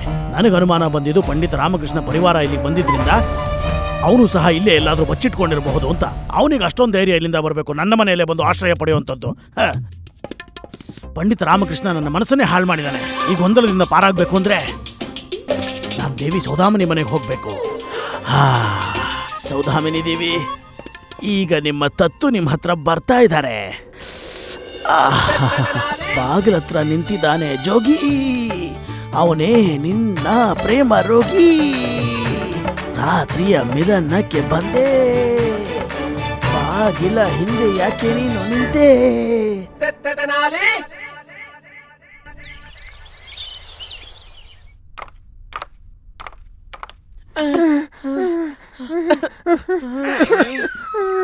ಈಶ್ವರನಿಗೆ ಧನ್ಯವಾದ. ಇವತ್ತು ಅಮಾವಾಸ್ಯೆ. ಈ ಅಮಾವಾಸ್ಯೆ ಒಂದಿನ ಆದ್ಮೇಲೆ ಬರ್ತಾ ಇದೆ ಅಂದ್ಮೇಲೆ ಈ ರಾಮಕೃಷ್ಣನ್ ಹುಡುಕ್ತಾ ಹುಡುಕ್ತಾ ನಾವೇ ಎಲ್ಲಿ ಸ್ವರ್ಗಕ್ಕೆ ಸೇರ್ಬಿಡ್ತೀವೋ ಅನಿಸ್ತಾ ಇದೆ. ಮೂರ್ಖರ, ಇದನ್ನ ಯೋಚನೆ ಮಾಡಿ. ಇಲ್ಲಿ ತನಕ ಒಂದು ಸುಳಿವು ಕೂಡ ಸಿಕ್ಕಿಲ್ಲ ರಾಮಕೃಷ್ಣನ ಬಗ್ಗೆ. ನನಗೇನನ್ಸುತ್ತೆ ಅಂದ್ರೆ ಅವನು ತನ್ನ ಕುಟುಂಬವನ್ನು ಬಿಟ್ಟು ಎಲ್ಲೋ ಪಲಾಯನ ಆಗ್ಬಿಟ್ಟಿದ್ದಾನೆ ಅಂತ. ಅರೆ ಭಾಗ್ಯವತಿ, ಇದೇನಿದು? ಇವತ್ತು ದೇವರಿಗೆ ಈ ನೈವೇದ್ಯ ಕೊಟ್ಟಿದ್ಯಾ? ಅರ್ಧ ಲಡ್ಡು. ಇಲ್ಲ ಇಲ್ಲ ಸ್ವಾಮಿ, ನೈವೇದ್ಯನ ನಾನು ಊಟ ಜೊತೆಗೇನೆ ಕೊಟ್ಟಿದ್ದೆ. ಮತ್ತೆ ಅರ್ಧ ಲಡ್ಡು ಏನಿದು? ಸ್ವಾಮಿ, ಭಗವಂತ ಪೂರ್ತಿ ಊಟ ಮಾಡಿದ್ದಾರೆ. ಪ್ರಸಾದದ ರೂಪದಲ್ಲಿ ಅರ್ಧ ಲಾಟ್ ಬಿಟ್ಟಿದ್ದಾರಷ್ಟೇ. ಅಯ್ಯೋ ದೇವ್ರೇ, ನನ್ನ ಪ್ರೀತಿಯ ವರ್ಣಮಾಲಾ, ಭ್ರಮೇಲಿದ್ಯಾ ನೀನು? ಭಗವಂತ ಊಟವನ್ನ ಮಾಡೋದಿಲ್ಲ. ಆದ್ರೆ ಸ್ವಾಮಿ, ನಮ್ಮನೆಗೆ ಭಗವಂತ ಬಂದಿದಾರಲ್ಲ, ಅವರು ಮನುಷ್ಯ ರೂಪದಲ್ಲಿದ್ದಾರೆ. ಅವರು ಪೂರ್ತಿಯಾಗಿ ಊಟ ಮಾಡ್ತಾರೆ. ಮನುಷ್ಯರ? ಹಾ,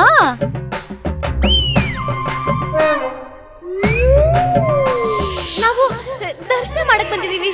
ನಿಮ್ಮ ದೇವ್ರ ಮನೇಲಿ ಒಬ್ರು ದೇವರು ಪ್ರಕಟರಾಗಿದ್ದಾರಲ್ಲ.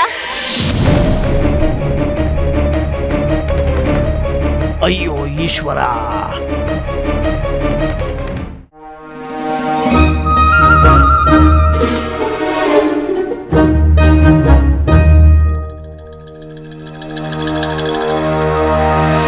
ಗುರುಗಳೇ, ಇಲ್ಲಿ ಯಾರು ಕಾಣಿಸ್ತಾನೆ ಇಲ್ವಲ್ಲ?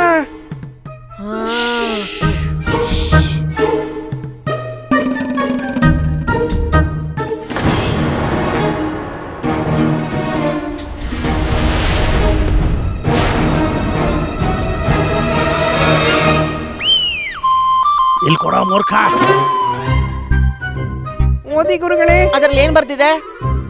ಆದರಣೀಯ ಗುರುಗಳೇ, ನನಗೆ ಇಷ್ಟು ದಿನ ನಿಮ್ಮ ಮನೆಯಲ್ಲಿ ನನಗೆ ಆಶ್ರಯ ಕೊಟ್ಟಿದ್ದಕ್ಕೆ ನಾನು ನಿಮಗೆ ಆಭಾರಿಯಾಗಿದ್ದೀನಿ.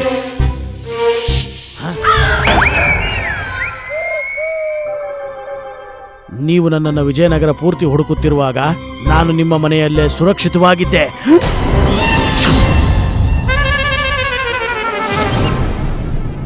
ಇದಕ್ಕೆ ಹೇಳೋದು ಕಂಕಳಲ್ಲಿ ಮಗು ಊರೆಲ್ಲ ಹುಡ್ಕೋದ್ರಂತೆ. ಅದೇ ಗುರುಗಳೇ, ಆ ದುಷ್ಟ ರಾಮ ಮತ್ತೆ ನಿಮ್ಮನ್ನ ಮೂರ್ಖ ಮಾಡ್ದ. ಆದ್ರೆ ಗುರುಗಳೇ, ಇದ್ರ ಬಗ್ಗೆ ಯಾರಿಗೂ ಗೊತ್ತಾಗ್ಬಾರ್ದು. ಇಲ್ಲ ಅಂದ್ರೆ ನಿಮ್ಮ ಮರ್ಯಾದೆ ಮಣ್ಣಲ್ಲಿ ಮಣ್ಣಾಗ್ಬಿಡತ್ತೆ. ಅದು ಕೂಡ ಕಪ್ಪು ಮಣ್ಣಲ್ಲಿ.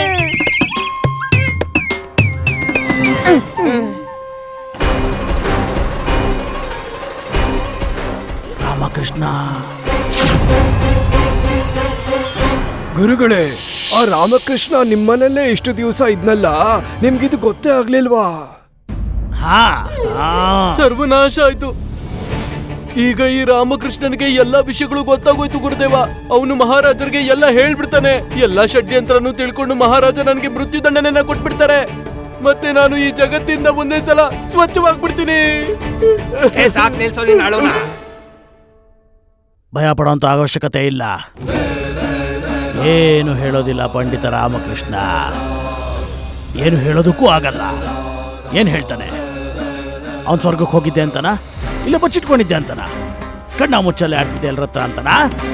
ಇಲ್ಲ, ಏನು ಹೇಳಕ್ಕಾಗಲ್ಲ. ಆದ್ರೆ ಗುರುದೇವ, ಆದ್ರೆ ಇನ್ನೊಂದು ಮತ್ತೊಂದು ಏನೂ ಇಲ್ಲ.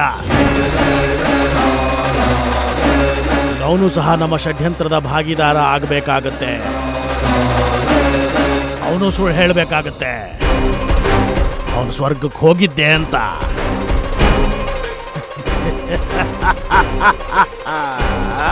ಅದನ್ನೇ ಮಾಡ್ತಾನೆ ಅವನು. ಮಾಡಲೇಬೇಕಾಗತ್ತೆ.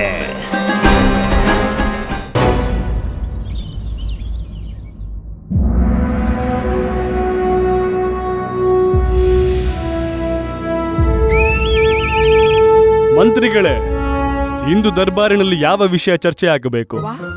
ಹೇಗ್ ಮಾತಾಡ್ತಾರಂದ್ರೆ ಇವ್ರಿಗೇನು ಗೊತ್ತೇ ಇಲ್ದೇ ಇರೋ ತರ. ಇವ್ರಿಗಿಂತ ಚೆನ್ನಾಗಿ ನಾಟಕ ಮಾಡೋರು ಯಾರೋ ಇರೋದೇ ಇಲ್ಲ. ಮಹಾರಾಜರೇ, ಇವತ್ತು ಅಮಾವಾಸ್ಯೆ, ಮತ್ತೆ ಇವತ್ತು ಪಂಡಿತ ರಾಮಕೃಷ್ಣ ಸ್ವರ್ಗದಿಂದ ಬರ್ತಿದ್ದಾರೆ. ಹಾ ಹಾ ಮಂತ್ರಿಗಳೇ, ನಮಗೆ ನೆನಪೇ ಇರಲಿಲ್ಲ ನಾವೇ ಈ ಸಭೆ ಕರೆದದ್ದು ಎಂದು. ಪಂಡಿತ ರಾಮಕೃಷ್ಣರ ಪ್ರತೀಕ್ಷೆಯಲ್ಲಿ, ಏಕೆಂದರೆ ಯಾವುದೇ ವಿಷಯದ ಚರ್ಚೆಗೆ ರಾಜದರ್ಬಾರಿಗಿಂತ ಒಳ್ಳೆಯ ಸ್ಥಾನ ಇನ್ನಾವುದೂ ಇರುವುದಿಲ್ಲ. ಹಾಗಿದ್ದರೆ ಎಲ್ಲಿ ಪಂಡಿತ ರಾಮಕೃಷ್ಣ? ಆಚಾರ್ಯರೇ, ಎಲ್ಲಿದ್ದಾನೆ ಪಂಡಿತ ರಾಮಕೃಷ್ಣ? ಹಾ, ಎಲ್ಲಿದ್ದಾನೆ ಪಂಡಿತ ರಾಮಕೃಷ್ಣ? ಇದನ್ನ ನೀವೇ ಹೇಳ್ಬೇಕು ಆಚಾರ್ಯರೇ. ನಾನ್ ಯಾಕೆ ಹೇಳ್ಬೇಕು? ಆಚಾರ್ಯರೇ, ನಿಮ್ಮ ಪ್ರಿಯ ಮಿತ್ರ ಆತ್ಮಸ್ವಾಮೀಜಿ ಇದ್ದಾರಲ್ಲ, ಅವರೇ ತಾನೇ ಸ್ವರ್ಗಕ್ಕೆ ಕಳಿಸಿದ್ದು. ಮತ್ ಯಾವಾಗ ಬರ್ತಾರೆ ಅಂತ ಅವರೇ ತಾನೇ ಹೇಳಿದ್ದು. ಹೌದು, ಅವರು ಖಂಡಿತ ಬರ್ತಾರೆ. ಬರ್ತಾರೆ. ಬರ್ತಾನೆ? ಪಂಡಿತ್ ರಾಮಕೃಷ್ಣ ಎಲ್ಲೂ ಹೋಗೇ ಇಲ್ವಲ್ಲ? ಅರ್ಥಾತ್ ಬರೀ ಸ್ವರ್ಗಕ್ಕೆ ಮಾತ್ರ ಹೋಗಿರೋದಲ್ವಾ? ನಾವು ಕೇವಲ ನಿಮ್ಗೆ ನೆನಪು ಮಾಡಿಸ್ತಾ ಇದ್ವಿ ಆಚಾರ್ಯರೇ. ಮತ್ತೆ ಸ್ವರ್ಗಕ್ಕೆ ಹೋಗೋಂತ ಯೋಚನೆ ನಿಮ್ದೇ ತಾನೇ ಆಗಿತ್ತು. ಆದ್ರೆ ಅದರ ಮಾರ್ಗವನ್ನ ಆತ್ಮಸ್ವಾಮೀಜಿಯವ್ರು ತೋರಿಸಿದ್ರು. ಏನಾದ್ರೂ ಇವತ್ತು ಪಂಡಿತ ರಾಮಕೃಷ್ಣ ರಾಜ ದರ್ಬಾರ್ಗೆ ಬರ್ಲಿಲ್ಲ ಅಂದ್ರೆ? ಯಾಕೆ ಇಲ್ಲ ಅಂದ್ರೇನು? ನೀವು ದಯವಿಟ್ಟು ನನ್ನ ಭಯ ಪಡಿಸ್ಬೇಡಿ. ಅವ್ನು ಬರ್ತಾನೆ, ಹೇಳಿದ್ನಲ್ಲ ಬರ್ತಾನೆ. ಒಂದ್ ವೇಳೆ ಅವ್ರು ಬರ್ಲಿಲ್ಲ ಅಂದ್ರೆ, ಯಾವ ದಿನ ಅವರು ಚಿತೆ ಮೇಲೆ ಮಲ್ಕೊಂಡಿದ್ರೋ ಅದೇ ದಿನ ಅವರ ಮರಣ ಆಗಿದೆ ಅಂತ ನಿಶ್ಚಯ ಆಗುತ್ತೆ.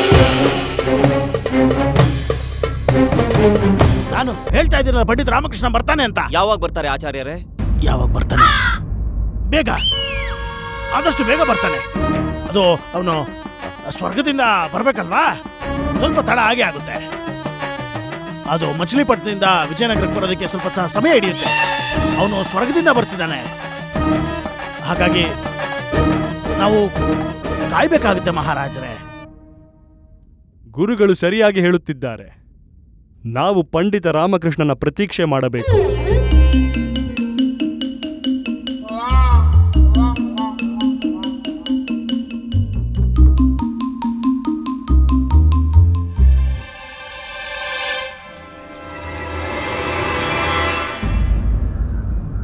ಎಲ್ಲಿ ಹೋಗಿ ಸತ್ನೋ ಈ ಪಂಡಿತ ರಾಮಕೃಷ್ಣ?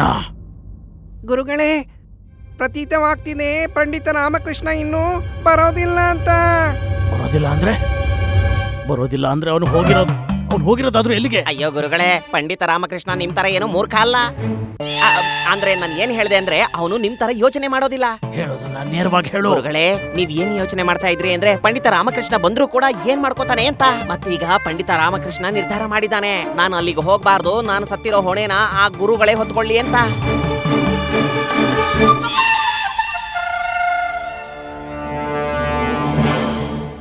ಗುರುಗಳೇ, ನನ್ಗಂತೂ ನೀವು ಈಗಲೇ ನೇಣುಗಂಬದಲ್ಲಿ ನೇತಾಡ್ತಾ ಇರೋ ತರ ಕಾಣಿಸ್ತಿದೆ.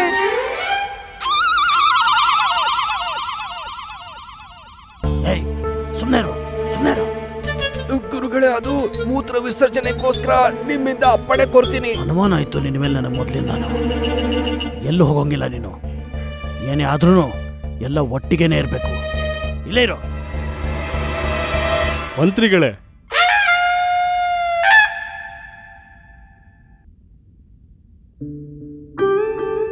ಮಂತ್ರಿಗಳೇ, ಪಂಡಿತ ರಾಮಕೃಷ್ಣ ನಗರದಲ್ಲೇ ಇದ್ದರೆ ದರ್ಬಾರಿನಲ್ಲಿ ಏಕೆ ಉಪಸ್ಥಿತಿ ಇಲ್ಲ?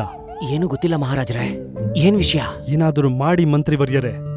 ಮಹಾರಾಜ್ರೆ, ಇದೇ ವಿಷಯನ ನೀವು ನನ್ನ ಹತ್ರ ಜೋರಾಗಿ ಮಾತಾಡಿ.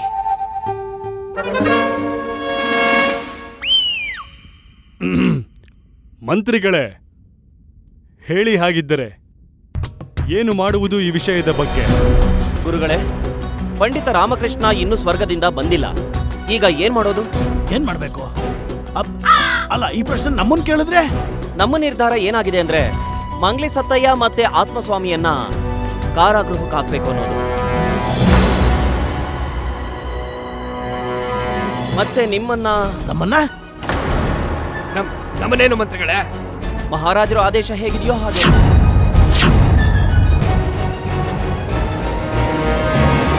ಮಹಾರಾಜ್ರೆ, ಪಂಡಿತ ರಾಮಕೃಷ್ಣ ಖಂಡಿತ ಬರ್ತಾನೆ, ಖಂಡಿತ ಬರ್ತಾನೆ ಮಹಾರಾಜ್ರೆ. ಅವನಿಗೇನೂ ಆಗಿರೋದಿಲ್ಲ. ಅವನು ನನ್ನ ಮೇಲೆ ವಿಶ್ವಾಸ ಇಡಿ. ಅವನಿಗೇನೂ ಆಗಿರಲ್ಲ. ಅವನು ಸುರಕ್ಷಿತವಾಗಿದ್ದಾನೆ.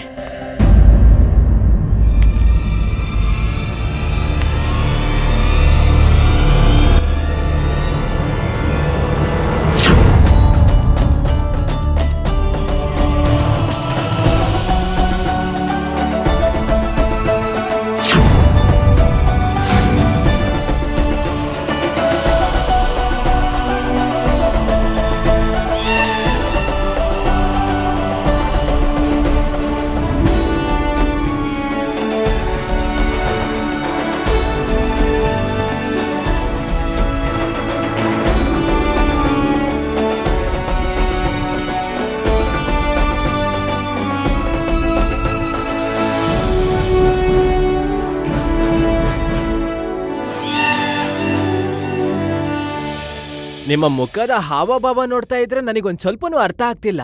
ನೀವು ನನ್ನನ್ನ ನೋಡಿ ಸಂತೋಷ ಪಡ್ತಿದ್ದೀರಾ ಇಲ್ಲ ಕೋಪ ಮಾಡ್ಕೋತಿದ್ದೀರಾ? ಎಲ್ಲಿದ್ರೆ ನೀವು ಪಂಡಿತ ರಾಮಕೃಷ್ಣ? ಸ್ವರ್ಗದಲ್ಲಿದ್ದೆ ಗುರುವರ್ಯ. ನೀವೇ ಅಲ್ವಾ ನನ್ನ ಕಳಿಸಿದ್ದು? ಅಲ್ಲಂತೂ ನನಗೆ ಆನಂದ ಅಂದ್ರೆ ಆನಂದ, ವೈಭವ, ಸುಖ, ಶಾಂತಿ ಅಂದ್ರೆ ಶಾಂತಿ. ರಂಭಾ, ಊರ್ವಶಿ, ಮೇನಕ ಅವ್ರದೆಲ್ಲ ನೃತ್ಯ ಇದೆಲ್ಲ ಕೇವಲ ಬರೀ ಭಾಗ್ಯಶಾಲಿಗಳಿಗೆ ಮಾತ್ರ ಸಿಗುತ್ತೆ ಗುರುಗಳೇ.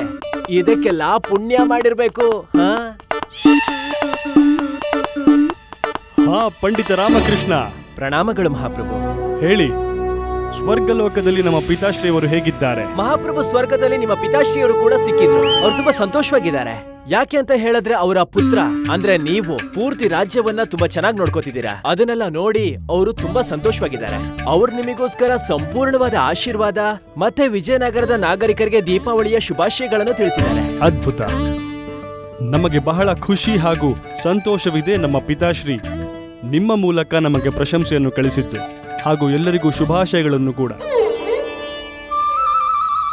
ಇನ್ನು ಹೇಳಿ ಪಂಡಿತ ರಾಮಕೃಷ್ಣ, ನಮ್ಮ ಪಿತಾಶ್ರೀ ಸ್ವರ್ಗದಲ್ಲಿ ಕುಶಲವಾಗಿದ್ದಾರೆಯೇ?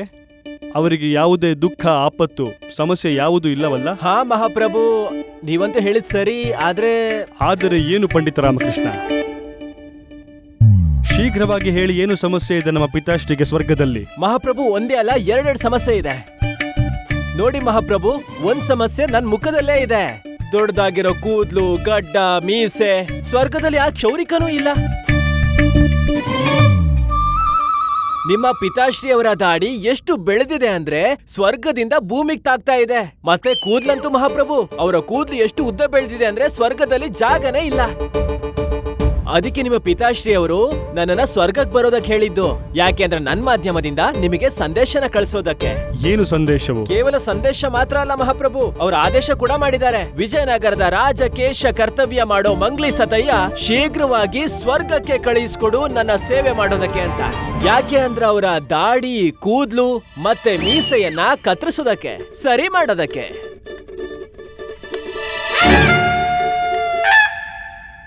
ಆದ್ರೆ ಮಾನ್ಯರೇ, ಸ್ವರ್ಗದಲ್ಲಿ ಯಾರಿಗಾದ್ರೂ ದಾಡಿ ಮತ್ತೆ ಮೀಸೆ ಬೆಳೆಯುತ್ತಾ?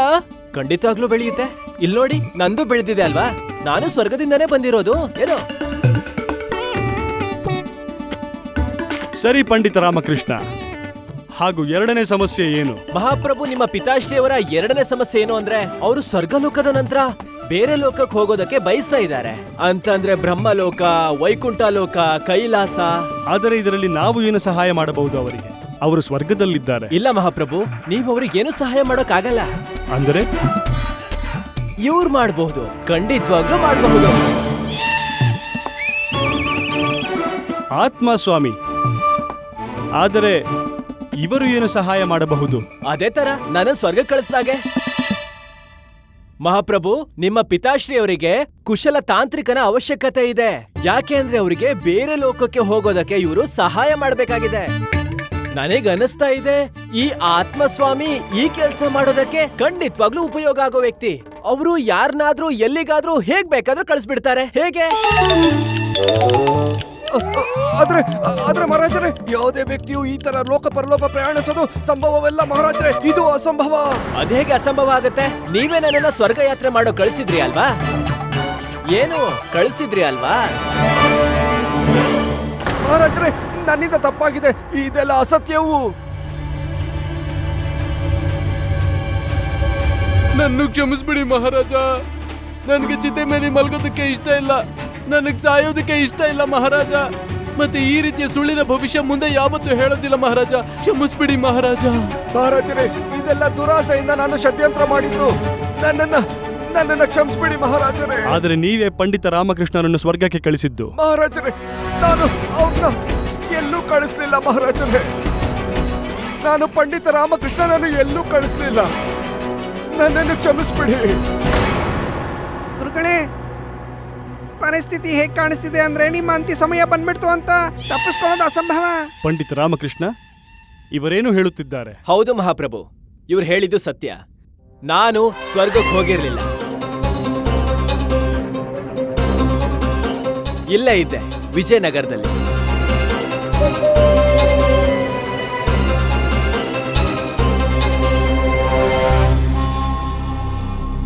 ಆದರೆ ನೀವೇಕೆ ಹೀಗೆ ಮಾಡಿದ್ದು ಪಂಡಿತ ರಾಮಕೃಷ್ಣ?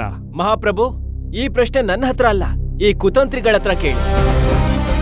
ಇವ್ರು ನಿಮ್ಮ ಹತ್ರ ಈಗ ತಾನೇ ಒಪ್ಕೊಂಡ್ರು ಯಾರನ್ನು ಎಲ್ಲಿಗೂ ಕಳ್ಸೋಕ್ಕಾಗಲ್ಲ, ಸ್ವರ್ಗ ಇನ್ನೂ ದೂರ ತಂತು. ಹಾಗಿದ್ರು ಕೂಡ ನನ್ನನ್ನ ಚಿತೆಗೆ ಹಾಕೋದಕ್ಕೆ ಯಾಕೆ ಪ್ರಯತ್ನ ಪಟ್ರು ಇವರು? ಮಹಾರಾಜರೇ, ಇದು ಖಂಡಿತವಾಗ್ಲೂ ಪಂಡಿತ ರಾಮಕೃಷ್ಣನ ವಿರುದ್ಧ ಒಂದು ಷಡ್ಯಂತ್ರ ಆಗಿದೆ. ಹೇಳಿ, ಈ ಷಡ್ಯಂತ್ರನ ಯಾರು ಮಾಡಿದ್ದು? ಗುರುಗಳೇ, ನಾನು ಹೇಳ್ತಾ ಇದ್ದೀನಿ, ಈ ತಪ್ಪನ್ನ ನೀವು ಒಪ್ಕೊಂಬಿಡಿ. ನಿಮ್ಗೆ ಗಲ್ಲು ಶಿಕ್ಷೆ ಬದಲು ಯಾವ್ದಾದ್ರೂ ಒಂದು ಕಡಿಮೆ ಶಿಕ್ಷೆ ಸಿಗಬಹುದು. ಹೇಳಿ ಹೇಳಿ, ಈ ಷಡ್ಯಂತ್ರ ಯಾರ್ದು?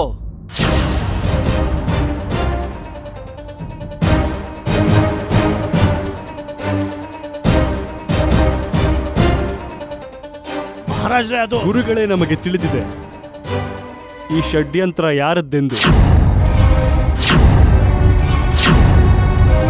ಇದೆಲ್ಲವನ್ನು ಕೂಡ ನಾವೇ ರಚಿಸಿದ್ದು.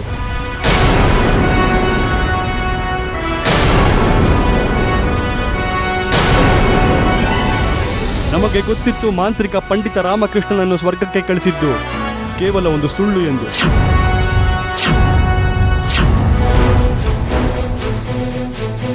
ಗುರುವರಿಯರು ಅಮಾಯಕರು.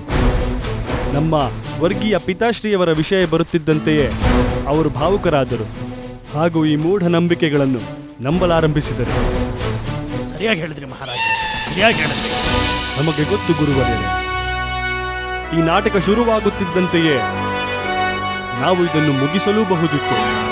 ಆದರೆ ನಾವು ಹಾಗೆ ಮಾಡಲಿಲ್ಲ. ಏಕೆಂದರೆ ನಾವು ನೋಡಬೇಕಿತ್ತು ಪಂಡಿತ ರಾಮಕೃಷ್ಣ ಈ ಸಮಸ್ಯೆಗೆ ಪರಿಹಾರ ಹೇಗೆ ಹುಡುಕುತ್ತಾರೆಂದು. ನನಗೆ ಗೊತ್ತೇ ಆಗ್ಲಿಲ್ಲ ಮಹಾರಾಜರು ಕೂಡ ಈ ಷಡ್ಯಂತ್ರದಲ್ಲಿ ಇದ್ದಾರೆ ಅಂತ. ವಾಹ್ ಮಹಾರಾಜರೇ. ಗುರುಗಳೇ, ನೀವು ಹಿಂದಿನ 6 ಜನ್ಮಗಳಲ್ಲಿ ಏನೋ ಒಳ್ಳೆ ಕೆಲಸ ಮಾಡಿದ್ದೀರಾ ಅನ್ಸುತ್ತೆ. ನಿಮ್ಗೆ ಇವತ್ತು ಶಿಕ್ಷೆ ತಪ್ಪೋಯ್ತು. ಇಲ್ದಿದ್ರೆ ಮಾಂತ್ರಿಕ ಆತ್ಮ ಸ್ವಾಮಿ, ನಮಗೆ ತಿಳಿದಿತ್ತು ನಿಮ್ಮ ಈ ನಾಟಕ ಸ್ವರ್ಗಕ್ಕೆ ಕಳಿಸುವುದು ಸುಳ್ಳು ಎಂದು. ಆದರೆ ನಾವು ನಿಮ್ಮ ಈ ನಾಟಕದಲ್ಲಿ ಭಾಗಿಯಾದೆವು. ಹಾಗಾಗಿಯೇ ನಾವು ನಿಮ್ಮನ್ನು ಕ್ಷಮಿಸುತ್ತೇವೆ.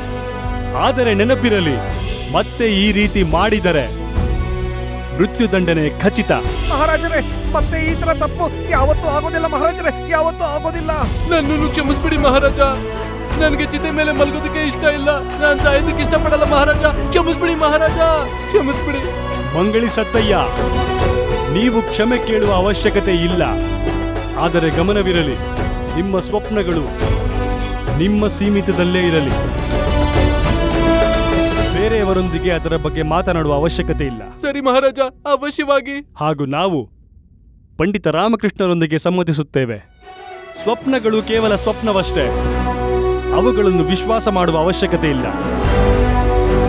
ಮಹಾಪ್ರಭು, ನಿಮ್ಗೆ ಈ ಎಲ್ಲಾ ಷಡ್ಯಂತ್ರದ ಬಗ್ಗೆ ಗೊತ್ತಿತ್ತ?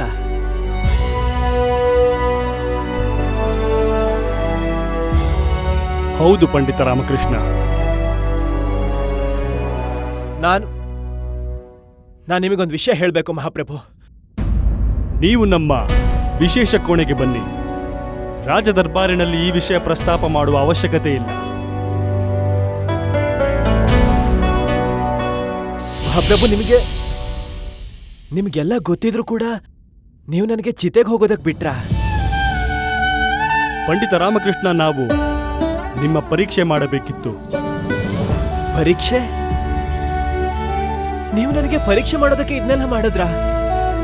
ಹೇ ಈಶ್ವರ, ಒಂದ್ ವೇಳೆ ನನಗೇನಾದ್ರೂ ಆಗಿದ್ರೆ? ಅರೆ ಪಂಡಿತ ರಾಮಕೃಷ್ಣ, ನಾವು ನಿಮಗೆ ವಿಸ್ತಾರವಾಗಿ ಹೇಳುತ್ತೇವೆ. ಮಹಾರಾಣಿ ಚಿನ್ನಾದೇವಿಗೆ ನಿಮ್ಮ ಮೇಲೆ ಸಂಪೂರ್ಣ ಭರವಸೆ. ಯಾವುದೇ ಸಮಸ್ಯೆ ಬಂದರೂ ಏನೇ ಆದರೂ ನೀವು ಅದರಿಂದ ಸುರಕ್ಷಿತವಾಗಿ ಬರುತ್ತೀರೆಂದು. ನಮಗೆ ಆ ಮಾತಿನ ಮೇಲೆ ಸ್ವಲ್ಪ ಸಂದೇಹವಿತ್ತು. ಹಾಗಾಗಿ ನಾವು ನಿಮ್ಮ ಪರೀಕ್ಷೆ ಮಾಡಿದೆವು ಅಷ್ಟೇ. ಇದೇ ಮಾತಿನ ಮೇಲೆ ಮಹಾರಾಣಿ ಚಿನ್ನಾದೇವಿ ಹಾಗೂ ನಾವು ಷರತ್ತು ಹಾಕಿಕೊಂಡೆವು. ಷರತ್ತು? ಕೇವಲ ಒಂದು ಷರತ್ತಿಗೋಸ್ಕರ ನನ್ನನ್ನು ನೀವು ಸ್ವರ್ಗಕ್ಕೆ ಕಳಿಸೋದಕ್ಕೆ ತಯಾರಿದ್ರಾ? ಒಂದ್ ವೇಳೆ ನಾನು ನಿಜವಾಗ್ಲೂ ಸ್ವರ್ಗಕ್ಕೆ ಹೋಗ್ತಿದ್ರೆ? ಪಂಡಿತ ರಾಮಕೃಷ್ಣ, ಇಷ್ಟು ಗಾಬರಿಗೊಳ್ಳುವ ಅವಶ್ಯಕತೆ ಇಲ್ಲ. ನಾವು ನಿಮ್ಮನ್ನು ಉಳಿಸುವ ಯೋಜನೆ ಕೂಡ ಹಾಕಿದ್ದೆವು, ಪ್ರಾರ್ಥನೆ ಮಾಡಿಸಿದೆವು, ಸುರಂಗ ಮಾರ್ಗ ಮಾಡಿದೆವು. ಇದೆಲ್ಲ ನಿಮ್ಮ ಸುರಕ್ಷತೆಗಾಗೇ ಮಾಡಿದೆವು ನಾವು. ಮಂತ್ರಿವರ್ಯರೇ, ಅದನ್ನೆಲ್ಲ ಮಹಾರಾಜರು ಮಾಡಿಸಿದ್ದ? ಹೌದು ಪಂಡಿತ ರಾಮಕೃಷ್ಣ, ಇದೇ ನಿಜ. ಪಂಡಿತ ರಾಮಕೃಷ್ಣ, ಮಹಾರಾಣಿ ಚಿನ್ನಾದೇವಿ ಈ ಷರತ್ತು ಗೆದ್ದರು ನಿಜ. ಆದರೆ ನಮ್ಮ ಈ ಸೋಲಿನಿಂದ ನಾವು ಬಹಳ ಪ್ರಸನ್ನರಾಗಿದ್ದೇವೆ. ಹಾಗೂ ನಿಮ್ಮ ಬಗ್ಗೆ ನಮಗೆ ಗರ್ವವಿದೆ. ಹಾ, ನಮಗೂ ಕೂಡ ಗರ್ವವಿದೆ.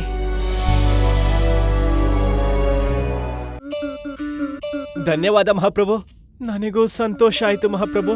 ನೀವೊಂದ್ ವೇಳೆ ಈ ಷರತ್ತನ್ನ ಮರ್ತಿದ್ರೆ ನಾನು ಕೂಡ ಸ್ವರ್ಗವಾಸಿ ಆಗ್ತಿದ್ದೆ. ಮಹಾಪ್ರಭು, ಒಂದು ಪ್ರಶ್ನೆನ ನಿಮಗೆ ಅವಶ್ಯವಾಗಿ ಕೇಳಬೇಕಿತ್ತು. ನೀವು ಷರತ್ತಲ್ಲಿ ಪಣಕ್ಕೆ ಏನಿಟ್ರಿ?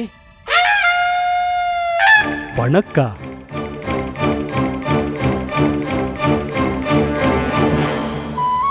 ಪಣಕ್ಕೆ ಏನು ಇಟ್ಟಿಲ್ಲ ನಾವು. ಹಾ, ಹೇಳಿ. ಪಣಕ್ಕೆ ಏನು ಇಟ್ಟಿಲ್ವಂತೆ?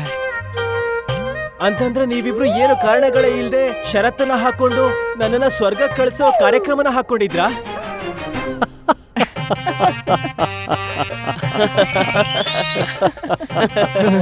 ಧನ್ಯ ಮಹಾಪ್ರಭು, ಧನ್ಯ ನಾವೆಲ್ಲ.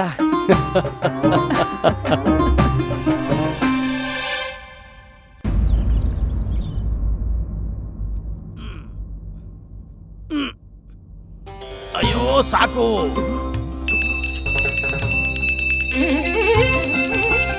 ಅಲ್ಲ, ನೀನ್ ನನ್ನನ್ನ ಬಿಟ್ಟು ನನ್ನ ಶಿಖೆಗೆ ಯಾಕೆ ಪೂಜೆ ಮಾಡ್ತಾ ಇದ್ಯಾ? ಸ್ವಾಮಿ, ನಾನ್ ಕೇಳ್ಪಟ್ಟೆ ಒಬ್ಬ ಪಂಡಿತರ ಬುದ್ಧಿ ಅವರ ಜುಟ್ಟಲ್ಲಿರತ್ತೆ ಅಂತ. ಹಾಗಾಗಿ ನಿಮ್ಮ ಜುಟ್ಟಲ್ಲಿ ಅದೃಶ್ಯ ರೂಪದಲ್ಲಿರೋ ನಿಮ್ಮ ಬುದ್ಧಿಯ ಪೂಜೆನ ನಾನ್ ಮಾಡ್ತಾ ಇದ್ದೀನಿ. ಶಾರದಾ ದೇವಿ ಕೂಡ ಪಂಡಿತ ರಾಮಕೃಷ್ಣನ ಬುದ್ಧಿಯ ಪೂಜೆ ಮಾಡ್ತಾರೆ. ಹೌದು ಗುರುಗಳೇ, ಪಂಡಿತ ರಾಮಕೃಷ್ಣನ್ ಬುದ್ಧಿ ಎಷ್ಟು ಚುರುಕಾಗಿದೆ ಅಂದ್ರೆ ಸ್ವರ್ಗಕ್ಕೆ ಹೋಗೋ ಷಡ್ಯಂತ್ರದಿಂದ ಪಾರಾಗ್ ಬಂದಿದ್ದಾನೆ. ಬಾಯ್ ಮುಚ್ಚೋ ಮುಟ್ಟಾಳ್ರ. ನೀವಿಬ್ರು ಪಂಡಿತ ರಾಮಕೃಷ್ಣನ್ನ ಅಮಾವಾಸ್ಯೆಗೆ ಮುಂಚೆನೆ ಹಿಡಿಯೋದಕ್ಕಾಗ್ಲಿಲ್ಲ. ಇಲ್ಲ ಅಂದಿದ್ರೆ ನಾನು ಅವನ ಜುಟ್ಟನ್ನ ಹಿಡಿದು ವಿಜಯನಗರದಿಂದ ಆಚೆ ಹಾಕಿ ಬರ್ತಾ ಇದ್ದೆ. ಸಾಕು. ಏನ್ ಮಾಡ್ತಾ ಇದ್ಯಾ ನೀನು? ಅರಿಶಿನ ಬಾಯಿ ಒಳಗೆ ಹೋಗ್ತಾ ನಿಮ್ಮ ಇದೆ. ತಲೆ ಎಷ್ಟು ನುಣ್ಣಗಿದೆ ಅಂದ್ರೆ ಎಲ್ಲದೂ ಜಾರ್ಕೊಂಡು ನಿಮ್ ಮುಖಕ್ಕೆ ಬರ್ತಾ ಇದೆ. ಅಯ್ಯ, ನಿಮ್ಗೆ ಅರ್ಪಿಸ್ತಾ ಇದ್ದೆ ಸ್ವಾಮಿ, ಆದ್ರೆ ಸೇಬು ಹಣ್ಣು ಅಲ್ಲಿ ನಿಂತ್ಕೊಳ್ತಾನೆ ಇಲ್ಲ. ಮೊಳೆ ಹೊಡೆದು ಬಿಡಿ. ಹೇ ದುಷ್ಟ, ಹಾಗ್ ಮಾಡಿದ್ರೆ ನೋವಾಗೋದಿಲ್ವಾ ಗುರುಗಳಿಗೆ? ಒಂದು ಕೆಲಸ ಮಾಡೋಣ, ಒಂದು ಕಲ್ ತಗೊಂಡು ಗುರುಗಳ ತಲೆ ಮೇಲೆ ಚೆನ್ನಾಗಿ ಉಜ್ಜೋಣ. ಆಗ ಅವ್ರ ತಲೆ ಒರಟಾಗಿ ಹಾಕಿದ ಅರಿಶಿನ ಎಲ್ಲಾದ್ರ ಮೇಲೆ ನಿಂತ್ಕೊಳ್ಳುತ್ತೆ. ಒಳ್ಳೆ ವಿಚಾರ. ಇಲ್ಲಿ ಬಾಯಿಲಿ. ಬಂದೆ ಗುರುಗಳೇ, ಸರಿಯಾಗಿ ಹೇಳ್ದೆ ತಾನೆ. ಅದರಿಂದ ನನಗೆ ನೋವಾಗೋದಿಲ್ಲ ಅನ್ಕೊಂಡಿದ್ಯಾ? ನನ್ನ ಹತ್ರ ಒಂದು ಪರಿಹಾರ ಇದೆ.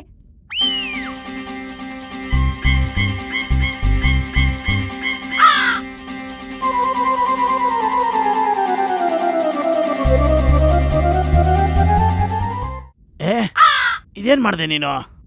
ಸರಿ, ನಿನ್ನ ಪೂಜೆ ಮುಗೀತಾ ಈಗ? ಇಲ್ಲ ಸ್ವಾಮಿ, ಈಗ ಅಗ್ನಿ ಬೆಳಗ್ಸೋದು ಬಾಕಿ ಇದೆ. ನನ್ನ ಜುಟ್ಟಿಗೆ ಬೆಂಕಿ ಹಾಕ್ತೀಯ ನೀನು? ಇಲ್ಲ ಸ್ವಾಮಿ, ದೀಪ. ನಿಮ್ಗೆ ಆರತಿ ಬೆಳಗ್ಬೇಕಲ್ವಾ?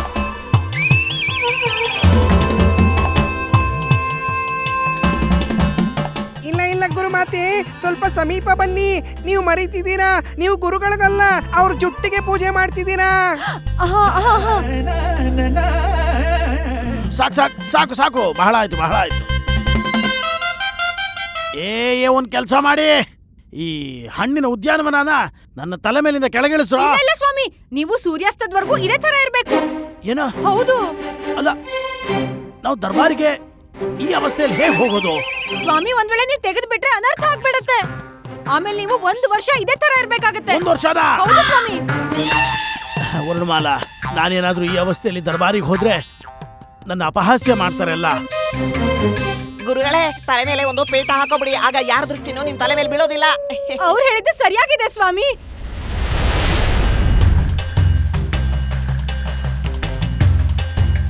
ಸ್ವಾಮಿ, ತುಂಬಾ ತೇಜಸ್ವಿಯಾಗಿ ಕಾಣ್ತಾ ಇದ್ದೀರಾ ನೀವು. ಹೌದಾ? ಈಗ ನಾನು ಹೊರಡ್ಬೋದಾ? ಧನ್ಯವಾದ.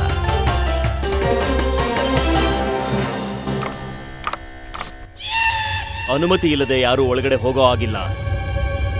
ಎಷ್ಟು ಧೈರ್ಯ ನಿನಗೆ ನಮ್ಮನ್ನೇ ತಡೆಯೋದಕ್ಕೆ? ಗೊತ್ತಿಲ್ವಾ ನಿನಗೆ ಯಾರು ಅಂತ ನಾನು?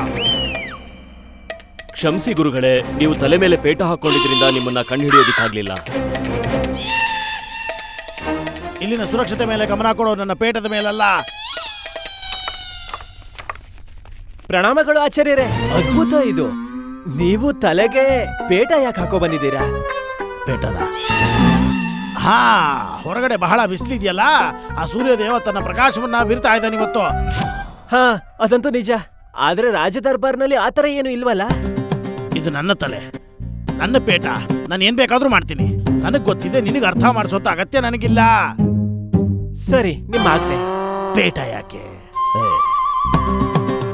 ಅರೆ ಆಚಾರ್ಯರೇ, ನೀವ್ಯಾಕೆ ಈ ಪೇಟ ಧರಿಸ್ಕೊಂಡಿದ್ದೀರಾ? ನಿಮ್ಗೇನಾದ್ರೂ ಚಳಿ ಆಗ್ತಾ ಇದೆಯೇ? ಮತ್ತೆ ಪೇಟ? ಮಂತ್ರಿಗಳೇ, ಯಾರಿಗಾದ್ರೂ ಥಂಡಿ ಆದ್ರೆ ಅವನು ಬೆಂಕಿ ಮುಂದೆ ಹೋಗಿ ಕೂತ್ಕೋತಾನೆ. ಯಾರಿಗಾದ್ರೂ ಬಿಸಿಲು ಜಾಸ್ತಿ ಆದ್ರೆ ಅವನು ವಸ್ತ್ರವನ್ನ ಬಿಚ್ಚಾಕ್ತಾನೆ. ತಣ್ಣಗಾಗ್ಲಿ ಅಂತ ಹೇಳಿ ಪೇಟ ಸುತ್ಕೊಂಡು ಓಡಾಡೋದಿಲ್ಲ. ಕ್ಷಮಿಸಿ ಆಚಾರ್ಯರೇ, ನೀವೀಗ ಹೋಗಿ ನಿಮ್ಮ ಸ್ಥಾನವನ್ನ ಅಲಂಕರಿಸಿ. ಪ್ರಣಾಮ ಆಚಾರ್ಯರೇ, ನೀವು ಈ ತಲೆ ಮೇಲೆ ಪೇಟವನ್ನು ಯಾಕೆ ಹಾಕೊಂಡಿದ್ದೀರಾ? ಪೇಟ ಮತ್ತೆ ಕೋತ್ವಾಲ, ಒಂದೇ ಒಂದು ಪದ ನನ್ನ ಪೇಟದ ಮೇಲೆ ನೀನು ಮಾತಾಡಿದ್ರೆ ನಿನ್ನ ನನ್ನ ಮಂತ್ರಶಕ್ತಿಯಿಂದ ಭಸ್ಮ ಮಾಡ್ಬಿಡ್ತೀನಿ.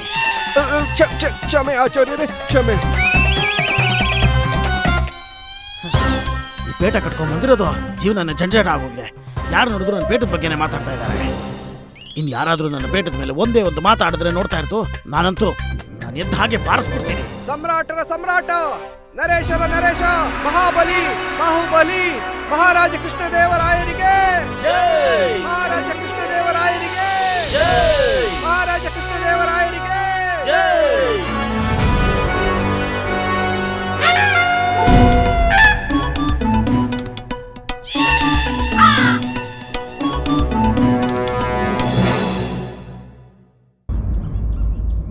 ಮಹಾರಾಜ ಕೃಷ್ಣದೇವರಾಯರಿಗೆ ಜೈ! ಮಹಾರಾಜ ಕೃಷ್ಣದೇವರಾಯರಿಗೆ ಜೈ! ಮಹಾರಾಜ ಕೃಷ್ಣದೇವರಾಯರಿಗೆ ಜೈ! ಮಹಾರಾಜ ಕೃಷ್ಣದೇವರಾಯರಿಗೆ ಜೈ! ಮಹಾರಾಜ ಕೃಷ್ಣದೇವರಾಯರಿಗೆ ಜೈ! ಮಹಾರಾಜ ಕೃಷ್ಣದೇವರಾಯರಿಗೆ ಜೈ! ಮಹಾರಾಜ ಕೃಷ್ಣದೇವರಾಯರಿಗೆ ಜೈ! ಮಹಾರಾಜ ಕೃಷ್ಣದೇವರಾಯರಿಗೆ ಜೈ!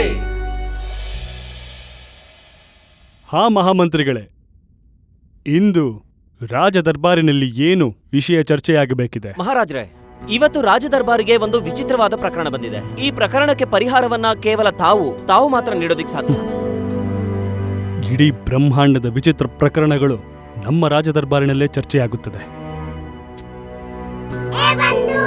ಯಾಕಂದ್ರೆ ಗೊತ್ತಿದೆ ಅಲ್ವಾ, ಇವತ್ತು ಸಭೆಯಲ್ಲಿ ರಾಮ ಇದ್ದಾನೆ. ಸುಮ್ನೆ ಕೂತ್ಕೋ. ಹೇಳಿ ಮಂತ್ರಿಗಳೇ. ಏನ್ ಹೇಳೋದು ಮಹಾರಾಜ್ರೆ? ಅದೇ ವಿಚಿತ್ರ ಪ್ರಕರಣದ ಬಗ್ಗೆ ಹೇಳಿದಿರಲ್ಲ ನಮಗೆ ಕೆಲವು ಕ್ಷಣಗಳ ಮುಂಚೆ, ಅದರ ಬಗ್ಗೆ ಹೇಳಿ. ಮಹಾರಾಜರೇ, ಇಬ್ರು ಅವಳಿ ಜವಳಿ ಇದ್ದಾರೆ, ರಮೇಶ ಮತ್ತೆ ಸುರೇಶ. ಮಹಾರಾಜರೇ, ಇಬ್ರು ಸೋದರರನ್ನು ನೋಡಿದ್ರೆ ಒಂದೇ ತರ ಕಾಣಿಸ್ತಾರೆ. ಅವ್ರ ತಂದೆಯವರು ಸಾಯೋದಕ್ಕೂ ಮುಂಚೆ ಅವರ ಆಸ್ತಿಯನ್ನ ಇಬ್ಬರಿಗೂ ಸಮವಾಗಿ ಭಾಗ ಮಾಡಿದ್ರು. ಜಮೀನೆಲ್ಲ ರಮೇಶನಿಗೆ ಸಿಕ್ಕಿತ್ತು, ಮತ್ತೆ ಚಿನ್ನದ ನಾಣ್ಯ ಆಭರಣಗಳೆಲ್ಲ ಸುರೇಶನಿಗೆ ಸಿಕ್ಕಿತ್ತು. ಇದರಲ್ಲಿ ಸಮಸ್ಯೆ ಏನು ಮಹಾಮಂತ್ರಿಗಳೇ? ಸಮಸ್ಯೆ ಏನು ಅಂದ್ರೆ ಮಹಾರಾಜರೇ, ಬಂಗಾರದ ನಾಣ್ಯ ಮತ್ತು ಆಭರಣಗಳಿಗಾಗಿ ಇಬ್ರು ಸುರೇಶ ತಾವೇ ಅಂತ ಹೇಳ್ತಿದ್ದಾರೆ. ಮತ್ತೆ ಅವರು ಆ ಪೆಟ್ಟಿಗೆಯನ್ನ ಕೇಳ್ಕೊತಿದ್ದಾರೆ.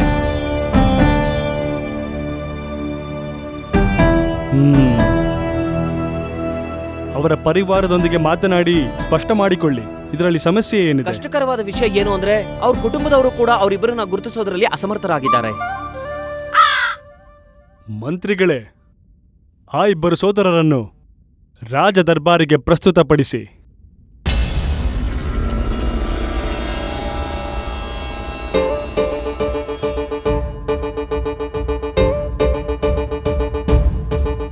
ಪ್ರಣಾಮಗಳು ಮಹಾರಾಜ. ಮಹಾರಾಜ್ರೆ, ಇವನು ರಮೇಶ ಮತ್ತೆ ಅವರು ಇಲ್ಲ ಮಹಾರಾಜ್ರೆ, ಅವನು ರಮೇಶ, ಇವನು ಸುರೇಶ. ಇಲ್ಲ ಇವನು ಸುರೇಶ, ಅವನು ರಮೇಶ. ಕ್ಷಮೆ ಇರ್ಲಿ ಮಹಾರಾಜ್ರೆ, ನನಗೆ ಗುರ್ಸೋದಿಕ್ ಸಾಧ್ಯ ಆಗ್ತಾ ಇಲ್ಲ ರಮೇಶ ಯಾರು ಸುರೇಶ ಯಾರು ಅಂತ. ಮಹಾರಾಜ, ನಾನು ಸುರೇಶ. ಇಲ್ಲ ಮಹಾರಾಜ, ನಾನು ಸುರೇಶ. ಮಹಾರಾಜ, ಪಿತಾಶ್ರೀ ವ್ಯವಸಾಯಕ್ಕೆ ಅಂತ ಭೂಮಿ ಇವನು ಕೊಟ್ಟಿದ್ರು, ಮತ್ತೆ ಪೆಟ್ಟಿಗೆ ನನಗ್ ಕೊಟ್ಟಿದ್ರು. ತಪ್ಪು ಹೇಳ್ತಿದ್ದಾನೆ ಮಹಾರಾಜ. ಚಿನ್ನದ ಆಸೆಗೋಸ್ಕರ ಇವನು ಸುಳ್ಳು ಹೇಳ್ತಿದ್ದಾನೆ. ನಾನು ಸುರೇಶ ನಾನು ಮಹಾರಾಜ. ಇಲ್ಲ ಮಹಾರಾಜ, ಸುರೇಶ ನಾನು, ನಿಜವಾದ ಸುರೇಶ ನಾನು. ಇಲ್ಲ, ನಾನು ಸುರೇಶ. ಇಲ್ಲ, ನಾನು ಸುರೇಶ ನಾನು. ಮಹಾರಾಜ, ನೀವೇ ನ್ಯಾಯ ನೀಡಿ. ನಾವು ಸ್ವತಃ ಸಂಶಯದಲ್ಲಿದ್ದೇವೆ. ಏನು ಮಾಡುವುದು? ಪಂಡಿತರೇ, ಗುರುಗಳೇ, ಹಾ ಮಹಾರಾಜ.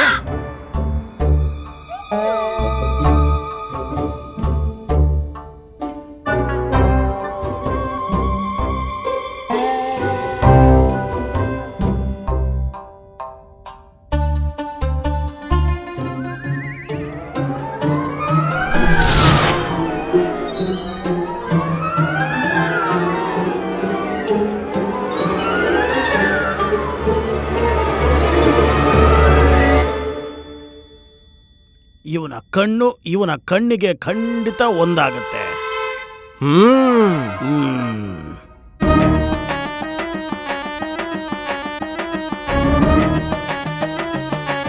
ಇವನ ಮೂಗು ಒಂದೇ ತರನೇ ಇದೆ. ಆಚಾರ್ಯರೇ, ಅರೇ, ಇವರಿಬ್ರು ನೋಡೋದಿಕ್ ಒಂದೇ ತರ ಕಾಣ್ತಾರೆ. ಮಹಾಪ್ರಭು, ಆಚಾರ್ಯರು ಸರಿಯಾಗಿ ಹೇಳ್ತಿದ್ದಾರೆ. ಇವರಿಬ್ರು ಒಬ್ರನ್ನೊಬ್ರ ಪ್ರತಿಬಿಂಬ, ನೋಡೋಕೆ ಒಂದೇ ತರ ಇದ್ದಾರೆ. ಇದರ ತಾತ್ಪರ್ಯ ಏನು ಅಂದ್ರೆ, ಇದರಲ್ಲಿ ರಮೇಶ ಯಾರು, ಇದರಲ್ಲಿ ಸುರೇಶ ಯಾರು ಅಂತ ಕಂಡು ಹಿಡಿಯೋದು ಅಸಂಭವ.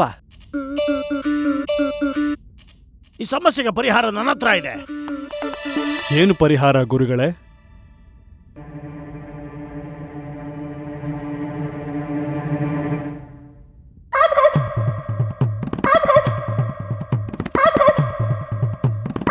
ಮಹಾರಾಜ, ನಾನು ಏನ್ ಹೇಳ್ತಾ ಇದ್ದೆ ಅಂದ್ರೆ, ಸುರೇಶ ಹೇಳಿ ಗುರುಗಳೇ.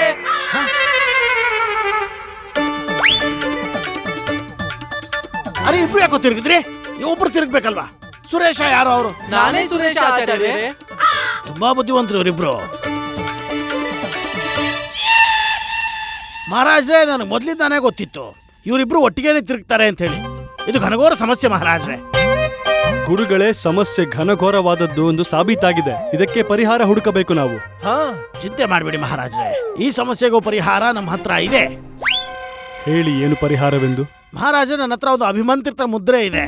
ನಾನು ಇದನ್ನ ಮೇಲಕ್ಕೆ ಎಸ್ದಾಗ ಕೆಳಗೆ ಬರಬೇಕಾದ್ರೆ ಯಾರು ಇದನ್ನ ಸರಿಯಾಗಿ ಹಿಡಿತಾರೋ ಅವರು ಸುರೇಶ, ಉಳಿದವನು ರಮೇಶ. ಇದು ಉಚಿತವಲ್ಲ ಮಹಾರಾಜ. ಯಾಕೆ ಉಚಿತವಲ್ಲ? ಆಚಾರ್ಯರೇ, ಇದು ಮುದ್ರೆಯನ್ನ ಎಸೆಯೋದಕ್ಕೆ ಸರಿಯಾದ ಸಮಯ ಅಲ್ಲ. ಯಾಕೆ? ಗುರುಗಳೇ, ಮಂತ್ರಿಗಳು ಸರಿಯಾಗಿ ಹೇಳುತ್ತಿದ್ದಾರೆ, ಇದು ಉಚಿತವಲ್ಲ. ನೀವು ನಿಮ್ಮ ಸ್ಥಾನವನ್ನು ಅಲಂಕರಿಸಿ. ಸರಿ ಮಹಾರಾಜ್ರೆ. ಪಂಡಿತ ರಾಮಕೃಷ್ಣ, ನೀನು ಈ ಸಮಯದಲ್ಲಿ ಏನಾದ್ರೂ ಹೇಳೋದಕ್ಕೆ ಇಷ್ಟಪಡ್ತೀಯಾ?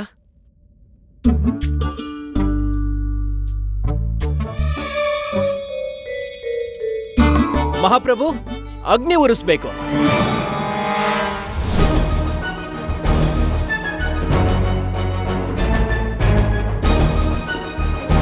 ಎಲ್ಲಿ ಬೆಂಕಿ ಉರಿಸಬೇಕು ಪಂಡಿತ ರಾಮಕೃಷ್ಣ? ಹಾ ಮಹಾಪ್ರಭು, ಇಲ್ಲೇನೆ. ಏನ? ಇಲ್ಲಿ ದರ್ಬಾರ್ನಲ್ಲಿ ಅಗ್ನಿಯನ್ನ ಪ್ರಜ್ವಲಿಸ್ತೀರಾ ನೀವು? ಇದೆಂತ ಸಮಸ್ಯೆ ಕೊಡ್ತಿದ್ದಾನೆ ಅವನು ಮಹಾರಾಜ್ರೆ? ಚಿಂತಿಸ್ಬೇಡಿ ಗುರುವರ್ಯ, ಈಗ ಅಗ್ನಿಯೇ ಈ ಸಮಸ್ಯೆಗೆ ಉತ್ತರ ಕೊಡುತ್ತೆ. ಯಾರು ಸುರೇಶ, ಯಾರು ರಮೇಶ ಅಂತ. ಆದರೆ ಹೇಗೆ ಪಂಡಿತ ರಾಮಕೃಷ್ಣ, ಸ್ಪಷ್ಟಪಡಿಸಿ. ಖಂಡಿತವಾಗ್ಲೂ ಹಾಗೆ ಮಹಾಪ್ರಭು. ಯಾವ ತರ ಸೀತಾ ಮಾತೆ ಅಗ್ನಿನ ಪ್ರವೇಶ ಮಾಡಿ ಅವರ ಪಾವಿತ್ರ್ಯತೆನ ತೋರಿಸಿದ್ರಲ್ವಾ, ಹಾಗೆ. ನೀವು ಆಜ್ಞೆ ಕೊಡಿ ಮಹಾಪ್ರಭು, ಇವತ್ತು ರಾಜ ದರ್ಬಾರ್ನಲ್ಲಿ ಅಗ್ನಿಕುಂಡದ ವ್ಯವಸ್ಥೆ ಮಾಡೋದಕ್ಕೆ. ಆಗ್ಲಿ ಮಹಾರಾಜರೇ.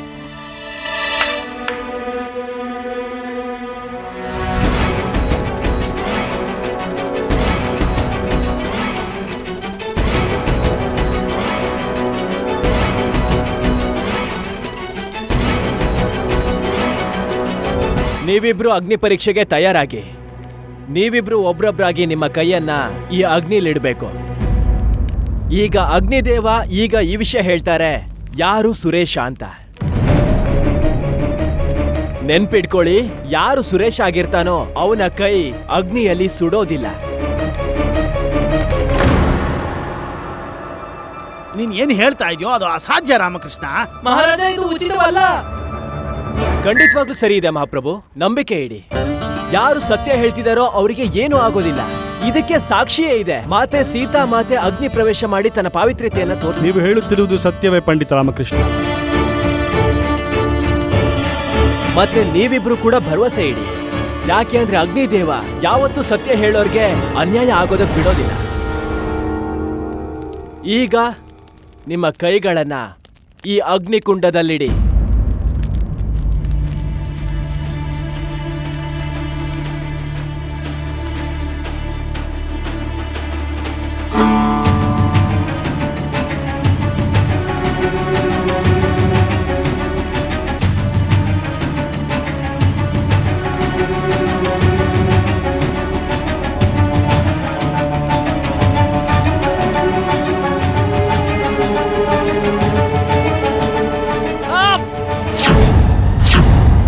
ನೋಡಿ ಮಹಾರಾಜ, ನೀವೆಲ್ಲ ನೋಡಿ, ಇವನು ಸುಳ್ಳು ಹೇಳ್ತಿದ್ದಾನೆ. ನಾನ್ ಸುರೇಶ, ನಾನೇ ಸುರೇಶ. ಇದು ಸುಳ್ಳು ಮಹಾಪ್ರಭು.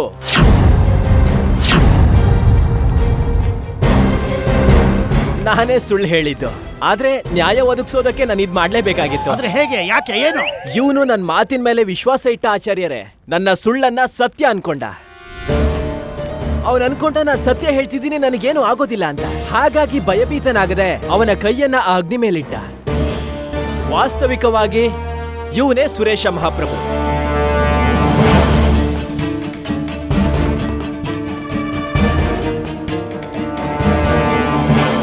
ಅದ್ಭುತ ಪಂಡಿತ ರಾಮಕೃಷ್ಣ, ನಾವು ಪ್ರಸನ್ನರಾದೆವು. ರಮೇಶ, ಈಗಲೂ ಸಮಯವಿದೆ, ಸತ್ಯವನ್ನು ಒಪ್ಪಿಕೋ. ನಾವು ಕಲ್ಲಿನಿಂದಲೂ ಕೂಡ ಸತ್ಯವನ್ನು ಒಪ್ಪಿಸುವ ಶಕ್ತಿಯುಳ್ಳವರು. ಎಂಥ ಶಿಕ್ಷೆ ನೀಡುತ್ತೇವೆ ಎಂದರೆ ನಿಂಗೆ ಸಹಿಸಲಾಗುವುದಿಲ್ಲ. ಒಪ್ಪಿಕೋ ಸತ್ಯವನ್ನು. ದಯವಿಟ್ಟು ಕ್ಷಮಿಸಿ ಮಹಾರಾಜ, ದಯವಿಟ್ಟು ಕ್ಷಮಿಸಿ. ನಾನು ಆಸೆಗೊಳಗಾಗ್ಬಿಟ್ಟೆ. ಇವನೇ ಸುರೇಶ. ಆದ್ರೆ ಮಹಾರಾಜ, ನನಗೆ ಅನ್ಯಾಯ ಆಗಿದೆ. ನಮ್ ತಂದೆ ನನಗೆ ಅನ್ಯಾಯ ಮಾಡಿದ್ದಾರೆ ಮಹಾರಾಜ. ಎಂಥ ಅನ್ಯಾಯ? ಸ್ಪಷ್ಟವಾಗಿ ಹೇಳು. ನಾನು ದೊಡ್ಡಣ್ಣ, ಆದ್ರೂ ಅಪ್ಪಾಜಿ ಅವರು ಇವನಿಗೆ ಚಿನ್ನ ತುಂಬಿಕೊಂಡಿರೋ ಪೆಟ್ಟಿಗೆ ಮತ್ತೆ ನನಗೆ ವ್ಯವಸಾಯಕ್ಕೆ ಅಂತ ಜಮೀನ್ ಕೊಟ್ಟಿದ್ದಾರೆ. ಇದು ಅನ್ಯಾಯನೇ ತಾನೇ ಮಹಾರಾಜ? ವಿನಃ ತಂದೆಯವರು ಯಾವತ್ತೂ ತನ್ನ ಪುತ್ರರಿಗೆ ಅನ್ಯಾಯ ಮಾಡೋದಿಲ್ಲ. ಆದ್ರೆ ಅದ್ರ ಬದಲಾಗಿ ನಿನಗೆ ಅಸಲಿ ದುಡ್ಡನ್ನ ಕೊಟ್ಟಿದ್ದಾರೆ. ಸುರೇಶನ್ಗೆ ಕೇವಲ ಅವರು ಚಿನ್ನವನ್ನ ಕೊಟ್ಟಿದ್ದಾರೆ. ಲಕ್ಷ್ಮಿ ಯಾವಾಗ್ಲೂ ಚಂಚಲಿತಳಾಗ್ತಾಳೆ, ಯಾವಾಗ ಬೇಕಾದ್ರೂ ಎಲ್ಲಿಗೆ ಬೇಕಾದ್ರೂ ಹೋಗ್ತಾಳೆ. ನಿಮ್ಮ ತಾತ್ಪರ್ಯ ಏನು? ನಿಮ್ಮ ಪಿತಾಶ್ರೀ ಅವರು ನಿನಗೆ ಒಳ್ಳೆ ಭೂಮಿಯನ್ನ ಕೊಟ್ಟಿದ್ದಾರೆ. ನಿನಗ್ ಬೇಕಾದಾಗ ಪ್ರತಿ ವರ್ಷ ಆ ದಿನ ಚಿನ್ನದ ಭಂಡಾರವನ್ನೇ ತುಂಬಿಸಬಹುದು. ಅದ್ಯಾವತ್ತೂ ಖಾಲಿ ಆಗೋದಿಲ್ಲ. ಮಹಾರಾಜ, ನನ್ನದೊಂದು ವಿನಂತಿ ಇದೆ. ನಮ್ಮ ಅಣ್ಣನಿಗೆ ಶಿಕ್ಷೆನ ಕೊಡಬೇಡಿ, ಅವನು ಪಶ್ಚಾತ್ತಾಪ ಪಡ್ತಿದ್ದಾನೆ. ಸುರೇಶ, ಇವನು ನಿಮ್ಮ ಅಪರಾಧಿಯು. ಒಂದು ವೇಳೆ ನೀವು ಇವರನ್ನು ಕ್ಷಮಿಸುತ್ತೀರಿ ಎಂದರೆ ನಾವು ಕೂಡ ಇವರನ್ನು ಕ್ಷಮಿಸುತ್ತೇವೆ.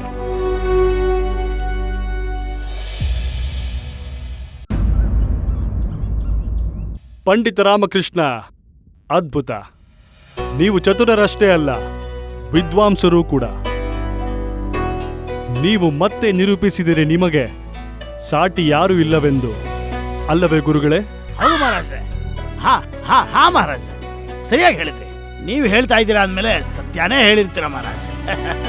ಆದ್ರೆ ನನಗಂತೂ ಮೊದಲಿಂದಲೂ ಇದರ ಆಳ ಗೊತ್ತಿತ್ತು ಮಹಾರಾಜ. ಸತ್ಯ ಗುರುಗಳೇ, ಅದಂತೂ ನಿಜ. ನಾವು ಪ್ರಸನ್ನರಾದೆವು ರಾಮಕೃಷ್ಣ. ನಾವು ನಿಮಗೆ 100 ಚಿನ್ನದ ನಾಣ್ಯಗಳಿಂದ ಪುರಸ್ಕರಿಸುತ್ತೇವೆ.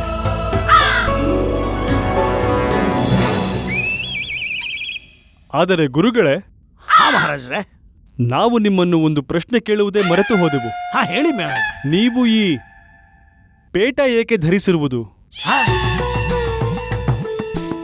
ಮತ್ತೆ ಪೇಟ? ಆರೋಗ್ಯವು ಸರಿ ಇದೆ ಅಲ್ಲವೇ? ಹಾ ಅದೇ ಮಹಾಪ್ರಭು, ನಾನು ಆಚಾರ್ಯರಿಗೆ ಇದೇ ಪ್ರಶ್ನೆ ಕೇಳಿದ್ದೆ. ಹೌದು ಮಹಾರಾಜ್ರೆ, ನನಗೂ ಅದನ್ನ ನೋಡಿ ಆಶ್ಚರ್ಯ ಆಯ್ತು. ನಾನು ಇದೇ ಪ್ರಶ್ನೆ ಕೇಳಿದೆ, ಆದ್ರೆ ಆಚಾರ್ಯರು ಮಹಾರಾಜ್ರೆ ಇಲ್ಲೋಡಿ,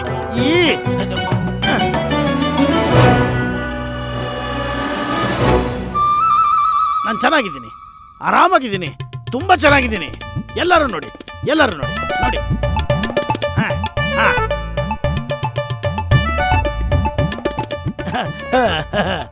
ಆದರೆ ಗುರುಗಳೇ, ನಿಮ್ಮ ಪೇಟದಲ್ಲಿ ಈ ಸೇಬು ಹಾಗೂ ಬಾಳೆಹಣ್ಣನ್ನು ಏಕೆ ಮುಚ್ಚಿಟ್ಟುಕೊಂಡಿದ್ದೀರಿ? ಇದು ಮಹಾರಾಜ ಅದು. ಹಾ ಮಹಾರಾಜ ಅದು. ಒಮ್ಮೊಮ್ಮೆ ದರ್ಬಾರ್ ಬಹಳ ಹೊತ್ತು ನಡೆಯುತ್ತಲ್ಲ, ನನಗೆ ಬಹಳ ಹಸುವಾದ್ರೆ ಒಮ್ಮೊಮ್ಮೆ ಇದೇ ಭೋಜನ ಮಾಡೋಣ ಅಂತ ದರ್ಬಾರ್ನ ಬಿಟ್ಟು ಊಟ ಮಾಡ್ಲಿಕ್ಕೆ ಹೋಗಕ್ ಆಗಲ್ವಲ್ಲ ಮಹಾರಾಜರೇ. ನಾವು ನಮ್ಮ ಭೋಜನವನ್ನ ಜೊತೆಲೇ ತಗೊಂಡು ಬರ್ತೀವಿ. ಅಗತ್ಯ ಬಂದಾಗ ಆ ಕೂಡ್ಲೆಕ್ ಸೇವಿಸ್ಬಿಡ್ತೀವಿ. ಗುರುಗಳೇ, ಧನ್ಯರು ನೀವು. ಹಾ ಮಹಾರಾಜ. ನೀವು ನಮ್ಮ ರಾಜ ದರ್ಬಾರಿನ ಎಲ್ಲ ಸದಸ್ಯರ ಬಗ್ಗೆ ಎಷ್ಟು ಕಾಳಜಿ ವಹಿಸುತ್ತೀರಿ. ಹೌದು ಮಹಾರಾಜ. ಸರಿಯಾಗಿದೆ. ನೀವಂತೂ ಧನ್ಯರು ಆಚಾರ್ಯರೇ, ನೀವಂತೂ ಧನ್ಯರು. ಅರೆ ರಾಮ, ನನ್ ಎಡ್ಗಣ್ ಯಾಕೋ ಹೊಡ್ಕೋತಾ ಇದೆ. ಖಂಡಿತವಾಗ್ಲೂ ಏನೋ ಆಗತ್ತೆ ಅನ್ಸುತ್ತೆ. ಹೌದಾ? ನನಗಿಷ್ಟ ತನಕ ಅನ್ನಿಸ್ತಾ ಇತ್ತು ನೀನ್ ಎಂತ ಜೀವಿ ಅಂತ. ಈಗ ನಿನಗೆ ಕಣ್ಣು ಬಂದಿದೆ, ಅದಕ್ಕೆ ಹೊಡ್ಕೊಳ್ತಾನೂ ಇದೆ. ವಾವಾ. ಅಯ್ಯೋ ದೇವ್ರೆ, ಸುಮ್ನಿರೋ.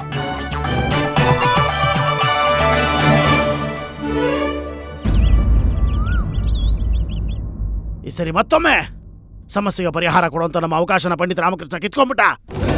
ಪಂಡಿತ ರಾಮಕೃಷ್ಣ ನನಗೆ ಪ್ರತಿ ಹೆಜ್ಜೆಗೂ ಸಮಸ್ಯೆಯಾಗಿ ಬದಲಾಗ್ತಾ ಇದ್ದಾನೆ ಇವನು. ಗುರುಗಳೇ, ಆ ಪಂಡಿತ ರಾಮಕೃಷ್ಣನ ತಲೆಯು ತುಂಬಾ ಚೆನ್ನಾಗಿ ಓಡುತ್ತೆ. ಅದನ್ನೇ ನನಗೂ ಗೊತ್ತಾಗ್ತಾ ಇಲ್ಲ, ಇವನು ಇಷ್ಟೊಂದು ಕಿಲಾಡಿತನದ ಬುದ್ಧಿಯನ್ನ ಹೊಂದ್ಕೊಂಡು ಹೇಗ್ ಜನ್ಮ ತಾಳ್ದ. ನನ್ನ ಮನಸ್ಸಿಗನ್ಸುತ್ತೆ ಅವನ ತಲೆ ಒಳಗೆ ಕೈ ಹಾಕಿ ಅವನ ಬುದ್ಧಿಯನ್ನ ಕಿತ್ಕೊಂಡ್ಬಿಡು ಅಂತ. ಹೌದು ಗುರುಗಳೇ. ಅವನ ತಲೆನ ಚಟ್ಟಿ ಮಾಡಿ ಹಾಕಿ ನಿಮ್ಮಿಬ್ರಿಗೂ ತಿನ್ನಿಸ್ಬೇಕು ಅಂತ.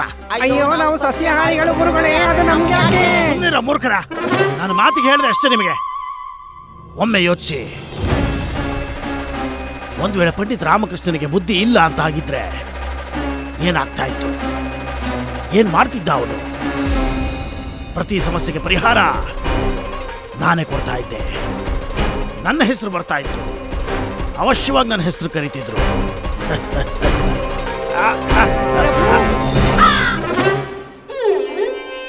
ಪ್ರಣಾಮಗಳು ಪ್ರಭು. ಜುಟ್ಟಕ್ಕೆ ಈಗ ಸಂಧ್ಯಾ ಪೂಜೆ ಮಾಡ್ಬೇಕು. ಮತ್ತೇನಾ? ಹೌದು ಪ್ರಭು. ನಾಳೆ ಮುಂಜಾನೆ ಮಾಡುವಂತೆ ಬಿಡು. ಸ್ವಾಮಿ, ಜುಟ್ಟುಗೆ ಎಷ್ಟ್ ಪೂಜೆ ಮಾಡ್ತಾರೋ ಅಷ್ಟೇ ನಿಮ್ ಬುದ್ಧಿ ಬೆಳೆಯುತ್ತೆ. ನಾನ್ ನಿಮ್ಗೆ ಬೆಳಗ್ಗೆನೆ ಹೇಳಿದ್ದೆ ತಾನೆ, ಒಬ್ಬ ಪಂಡಿತನ ಬುದ್ಧಿ ಅವನ ಜುಟ್ಟುನಲ್ಲಿ ಇರುತ್ತೆ ಅಂತ.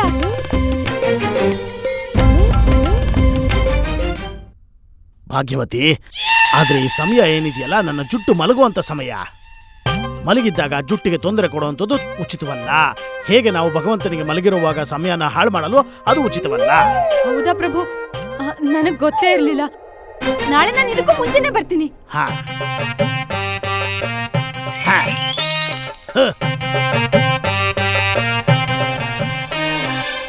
ಇಷ್ಟು ಚಿಕ್ಕ ವಿಷಯ ನನ್ನ ತಲೆಗೆ ಯಾಕೆ ಬರಲಿಲ್ಲ? ಅಲ್ಲಿ ಎಲ್ಲ ಖಾಲಿ ಖಾಲಿ ಆಗಿದೆಯಲ್ಲ, ಅದಕ್ಕೆ ಅಲ್ವೇನ ಮಣಿ? ಸತ್ಯವಚನ ದಣಿ. ಒಂದು ವೇಳೆ ಪಂಡಿತ ರಾಮಕೃಷ್ಣನ ಬುದ್ಧಿ ಅವನ ಜುಟ್ಟಿನಲ್ಲಿದ್ರೆ ನಾನು ಯಾಕೆ ಆ ಜುಟ್ಟನ್ನೇ ಕತ್ತರಿಸಬಾರ್ದು? ಹೌದು, ಸತ್ಯವಚನ ಗುರುಗಳೇ. ವೇಳೆ ಪಂಡಿತ ರಾಮಕೃಷ್ಣ ಬುದ್ಧಿಹೀನನಾಗೋದ್ರೆ ಮಹಾರಾಜರು ಅವನನ್ನ ದರ್ಬಾರ್ನಿಂದ ಹೊರಗೆ ಹಾಕ್ತಾರೆ. ಮತ್ತೆ ಪಂಡಿತ ರಾಮಕೃಷ್ಣ ಹೊರಗೆ ಬಂದ ಮೇಲೆ ಅಲ್ಲಿ ನಾನು ಸಂಪೂರ್ಣವಾಗಿ ನಮ್ಮ ರಾಜ್ಯ ಆಗುತ್ತೆ. ನಾನೇ ಅಲ್ಲಿ ಎಲ್ಲವೂ ಆಗ್ತೀನಿ. ರಾಜ ಪುರೋಹಿತ ತಥಾಚಾರ್ಯ. ಹೌದು ಗುರುಗಳೇ. ನಿಮ್ಮನೆ ನನ್ನ ತಲೆಗೆ ಒಂದು ಉಪಾಯ ಬಂದಿದೆ. ಅದಕ್ಕೆ ನೀವಿಬ್ರು ಕೂಡ ಸಾಥ್ ಕೊಡಬೇಕಾಗಿದೆ. ಗಮನ ಕೇಳಿ. ನಗರದಲ್ಲಿ ಬ್ರಹ್ಮಾನಂದ ಅಂತ ಒಬ್ಬ ವ್ಯಕ್ತಿ ಇದ್ದಾನೆ. ಅವನು ಸರ್ವನಾಶ ಮಾಡ್ತಾನೆ ಪಂಡಿತ ರಾಮಕೃಷ್ಣನ ಜುಟ್ಟನ್ನ. ಅವನೊಂದು ಅದ್ಭುತವಾದಂಥ ಎಣ್ಣೆಯನ್ನು ತಯಾರಿಸಿದಾನೆ. ಅದನ್ನು ಬಳಸೋದ್ರಿಂದ ಕೂದಲು ಉದುರೋಗುತ್ತೆ. ಅದೇ ಎಣ್ಣೆಯಿಂದ ಸರ್ವನಾಶವಾಗುತ್ತೆ ರಾಮಕೃಷ್ಣನ ಆ ಜುಟ್ಟು. ಆದ್ರೆ ಅದಕ್ಕಿಂತ ಮುಂಚೆ ನೀವಿಬ್ರು ಆ ವೈದ್ಯ ಬ್ರಹ್ಮಾನಂದನ ಬಳಿ ಹೋಗ್ಬೇಕು. ಆಯ್ತು ಗುರುಗಳೇ. ಪಂಡಿತ ರಾಮಕೃಷ್ಣ,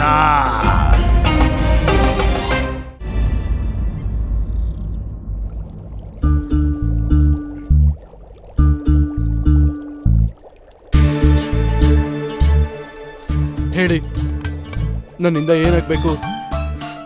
ಮಣಿ, ಇವತ್ ನೀನ್ ಸ್ನಾನ ಮಾಡಿಲ್ವಾ? ಏಯ್, ನಿನ್ನೆ ರಾತ್ರಿ ತಾನೇ ಸ್ನಾನ ಮಾಡಿದ್ದೀನಿ. ಒಂದು ವಾರದಿಂದ ಸ್ನಾನ ಮಾಡದೆ ಇರೋದು ನೀನೆ. ನಿನ್ನ ಶರೀರದಿಂದಾನೇ ದುರ್ಗಂಧ ಬರ್ತಾ ಇರೋದು. ಅಯ್ಯೋ ಇಲ್ಲ ದುರ್ವಾಸನೆ ನಿಮ್ಮಿಂದ ಬರ್ತಾ ಇಲ್ಲ. ನನಗೆ ಈ ಶೋಧನಾ ಕೋಟೆಯಲ್ಲಿ ಇದ್ದು ನನಗೆಲ್ಲ ಅಭ್ಯಾಸ ಆಗ್ಬಿಟ್ಟಿದೆ. ನೀವಿಬ್ರು ಯಾರು? ಮತ್ತೆ ನಾನ್ ನಿಮ್ಗೆ ಹೇಗ್ ಸೇವೆ ಮಾಡ್ಬೇಕು? ನಾವು ಮಹಾನ್ ರಾಜಗುರು ತಾತಾಚಾರ್ಯನ ಶಿಷ್ಯರು. ಹಣಿ ಮತ್ತೆ ಮಣಿ. ಅವರಿಗೆ ನಿಮ್ಮ ವಿಶೇಷವಾದ ಎಣ್ಣೆಯ ಅವಶ್ಯಕತೆ ಇದೆ. ಯಾವ್ದ್ರಿಂದ ಕೂದಲು ಹಾರೋಗತ್ತೆ.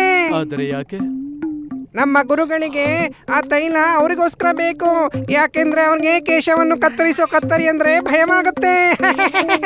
ಈಗ್ಲೇ ತಗೊಂಡ್ಬರ್ತೀನಿ. ಎಂತ ಒಳ್ಳೆ ದೃಶ್ಯ ಅಲ್ವಾ? ಅತಿ ಉತ್ತಮ. ಇದನ್ ತಗೊಳ್ಳಿ. ಇದರಲ್ಲಿ ಹಳದಿ ಮತ್ತೆ ಚಂದನದ ಲೇಪನ ಇದೆ. ಇದರಿಂದ ತ್ವಚೆಗೆ ಹಾನಿನೂ ಉಂಟಾಗಲ್ಲ ಮತ್ತೆ ಕೇಶನು ಬಂದ್ಬಿಡುತ್ತೆ. ಹೌದಾ? ನಾವ್ ಹೇಗಿದ್ರ ಮೇಲೆ ವಿಶ್ವಾಸ ಇಡ್ಲಿ? ನೀವು ಇದನ್ನ ಪ್ರಯೋಗ ಮಾಡಿ ತೋರಿಸಿ, ಆಗ ನಂಬ್ತೀವಿ. ಆದ್ರೆ ಪ್ರಯೋಗ ಯಾರ ಮೇಲೆ ಮಾಡೋದು? ನನ್ನ ಹತ್ರ ಸೇವಕರೇ ಇಲ್ಲ. ಹಾ, ಅದು ಇದೆ ಅಲ್ವಾ? ಮಣಿ, ಅಲ್ಲಿ ಮೇಲ್ ನೋಡು, ಎಷ್ಟು ಸುಂದರವಾದ ಬಣ್ಣ ಬಣ್ಣದ ಪಕ್ಷಿಗಳಿವೆ. ಎಲ್ಲಿ? ನನಗೆ ಕಾಣಿಸ್ತಾನೆ ಇಲ್ವಲ್ಲ. ಅಲ್ಲಿದೆ ನೋಡು. ಎಲ್ಲಿ? ಅಲ್ಲೇ ಮೇಲಿದೆ ನೋಡು. ನನಗೆ ಕಾಣಿಸ್ತಾನೆ ಇಲ್ವಲ್ಲೋ. ಅಯ್ಯೋ, ಅಲ್ಲೇ ಮೇಲಿದೆ ನೋಡು. ಅಯ್ಯೋ, ಎಲ್ಲಿ ನೋಡ್ಲಿ? ಇಲ್ಲಿ ನೋಡು. ದುಷ್ಟ, ನೀನು ನನ್ನ ತಲೆಯಿಂದ ಕೂದಲನ್ನ ತೆಗೆದು ಬಿಟ್ಟಿದೀಯ. ಈಗ ನನ್ನ ಬುದ್ಧಿ ಕಡಿಮೆ ಆಗೋಗತ್ತೆ. ಅಯ್ಯೋ ಮಣಿ, ನೀನಂತೂ ಬುದ್ಧಿಯ ಸಾಗರ ಅಲ್ವಾ? ಹೌದಾ? 2-3 ಹನಿಗಳು ಕಮ್ಮಿ ಆಗ್ಬಿಟ್ರೆ ಏನ್ ವ್ಯತ್ಯಾಸ ಆಗ್ಬಿಡತ್ತೆ. ನೋಡು, ನಾನು ಈ ತೈಲವನ್ನು ಪ್ರಮಾಣಿಸಿಬಿಟ್ಟೆ. ಎಂತ ಚಮತ್ಕಾರಿ ತೈಲ ಇದು. ಚಮತ್ಕಾರಿ ಬಿಡು. ರಾಮನ ಜುಟ್ಟಂತೂ ಹೋಯ್ತೀಗ. ನನ್ನನ್ನು ಕಾಪಾಡು ರಾಮ, ಇಲ್ಲ ಅಂದ್ರೆ ಸತ್ತೋಗ್ತೀನಿ.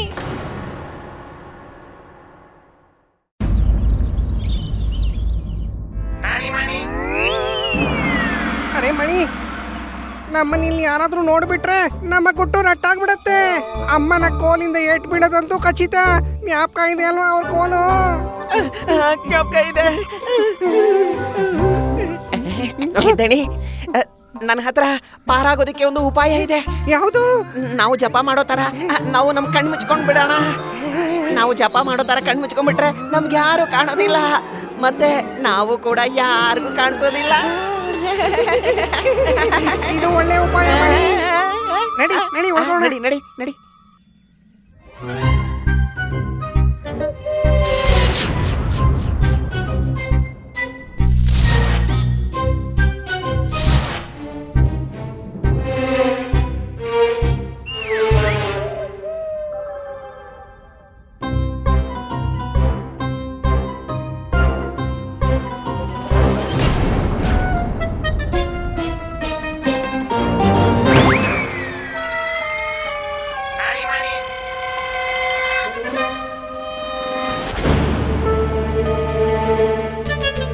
ಇವಳಿಬ್ಳು ಇಲ್ಲೇನ್ ಮಾಡ್ತಿದ್ದಲೆ? ನನಗೆ ಗೊತ್ತಿಲ್ಲ. ಹೋಗ್ ರಾಮನ್ ಕರಿ. ಏ ಮಣಿ, ನಮ್ಮನ್ನ ಯಾರು ನೋಡ್ತಾ ಇಲ್ಲ ತಾನೆ? ಅಯ್ಯೋ, ಯಾರು ನೋಡ್ತಾರೆ? 4 ಕಡೆನೂ ಅಂಧಕಾರ ಇದೆ. ಶಾಂತವಾಗಿರು, ಶಾಂತವಾಗಿರು.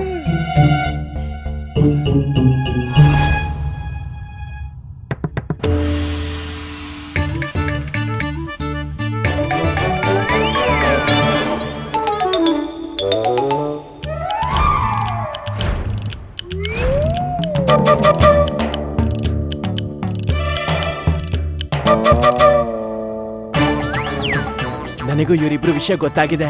ಇವರಿಬ್ರು ಅನ್ಕೊಂಡಿದ್ದಾರೆ ನಾವ್ಯಾರಿಗೂ ಕಾಣ್ತಾ ಇಲ್ಲ ಅಂತ. ಆದ್ರೆ ನನಗೆ ಇದನ್ ತಿಳ್ಕೋಬೇಕು, ಇವರಿಬ್ರು ಇಲ್ಲಿ ಏನ್ ಮಾಡ್ತಿದ್ದಾರೆ ಅಂತ. ಅಮ್ಮ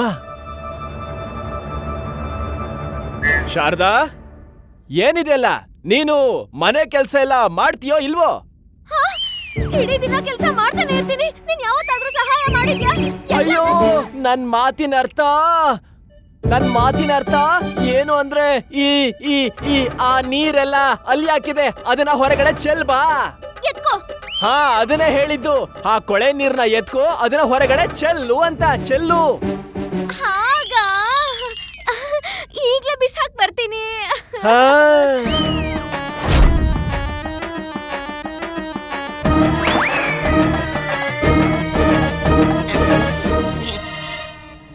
ಅಯ್ಯೋ, ಈ ಕಸನೆಲ್ಲ ಇಲ್ಲ ಇಟ್ಟಿದ್ದೀರಾ, ಅದನ್ನು ಹೊರಗಡೆ ಎಸಿರಿ.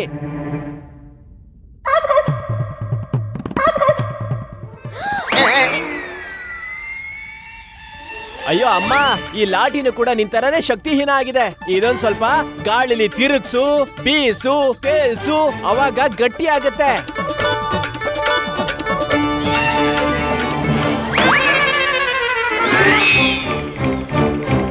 ಅಯ್ಯೋ ಅಮ್ಮ, ಸಾಕು, ನಿಲ್ಸು ನಿಲ್ಸು. ಈಗ ನಿನ್ ಲಾಟಿಗೆ ಶಕ್ತಿ ಬಂದಿದೆ. ಈಗ ಸ್ವಲ್ಪ ಮಜ್ಜಿಗೆ ತಗೊಂಡ್ ಬನ್ನಿ. ಮಜ್ಜಿಗೆನಾ? ಏನು ಏನು? ಅರೇ ಅದೇ ಚೆನ್ನಾಗಿರುತ್ತೆ. ಅದಕ್ಕೆ ನೀ ಸ್ವಲ್ಪ ಒಗ್ಗರಣೆ ಎಲ್ಲ ಹಾಕ್ತೀಯಾ? ಹಾ, ಮತ್ತೆ ಅದಕ್ಕೆ ಸ್ವಲ್ಪ ಮೆಣಸನ್ನು ಹಾಕ್ಬಿಡು. ಸ್ವಲ್ಪ ಖಾರವಾಗಿರುತ್ತೆ. ಬೇಗ ತಗೋಬಾ. ಬಂತು ಮಜ್ಜಿಗೆ. ಎಷ್ಟು ಸ್ವಾದಿಷ್ಟವಾದ ಮಜ್ಜಿಗೆ. ಏನು ಅಂತ ಹೇಳಿ, ಸಂತೋಷ ಆಗ್ಬಿಡುತ್ತೆ ಇದನ್ನ ಕುಡಿದ್ರೆ. ನಡೀರಿ ಎಲ್ರೂ ಮಜ್ಜಿಗೆ ಕುಡಿಯೋಣ. ಈಗಲ್ಲ, ಈಗ ನೀವಿಬ್ರು ನನ್ ಜೊತೆ ಒಳಗಡೆ ಬನ್ನಿ. ನಿಮಗೆ ಒಂದೊಳ್ಳೆ ವಸ್ತು ತೋರಿಸ್ಬೇಕು. ಬನ್ನಿ ಬನ್ನಿ.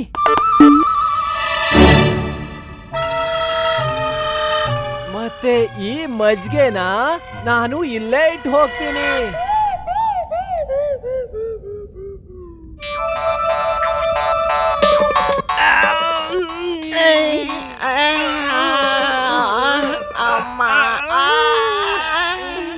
ಮಣಿ, ಬರಕ್ ಮುಂಚೆನೆ ಇಲ್ಲಿಂದ ಒಳಗ್ ಬಿಡೋಣಮ್ಮ. ಹೌದು ದಣಿ, ಹೋಗೋದಕ್ಕೂ ಮುಂಚೆ ಈ ಮಜ್ಜಿಗೆ ಕುಡ್ಕೊಂಡು ಹೋಗೋಣ. ಇಷ್ಟೊಂದಕ್ಕೇನೇ ಇರೋ ಮಜ್ಜಿಗೆ?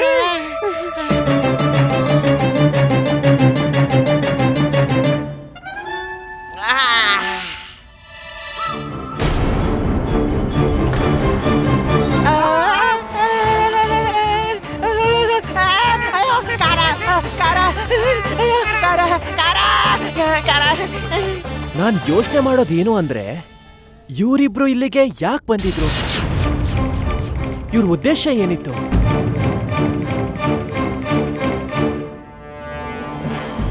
ನೀರು ನೀರು ನೀರು ನೀರು ಗುರುಗಳೇ, ನೀರು ಕೊಡಿ. ಸುಮ್ಮನೆ ಏನ್ರ ಮಾಡ್ತಾ ಇದ್ರೆ ನೀವಿಬ್ರು? ಸರಿಯಾಗಿ ಏನ್ ಹೇಳ್ತಾ ಇದ್ರ ನೀವು?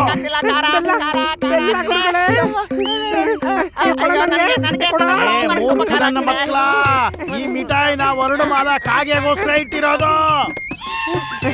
ಭಸ್ಮ ಮಾಡ್ಬಿಡ್ತೀನಿ ನಿಮ್ಮಿಬ್ರು ಈಗ. ಖಾರ ಆಗ್ತಿದೆ ಗುರುಗಳೇ, ತುಂಬಾ ಖಾರ ಆಗ್ತಿದೆ. ಹಾಗಾದ್ರೆ ತಿಂದಿದ್ದೀರಾ ನೀವು? ಗುರುಗಳೇ, ನಾವು ಮಜ್ಜಿಗೆ ಕುಡಿದಿದ್ದು. ಮಜ್ಜಿಗೆಯಲ್ಲಿ ಮೆಣಸು ಎಲ್ಲಿಂದ ಬೀಳುತ್ತೋ? ಮಜ್ಜಿಗೆಯಲ್ಲಿ ಮೆಣಸಿತ್ತು ಗುರುಗಳೇ.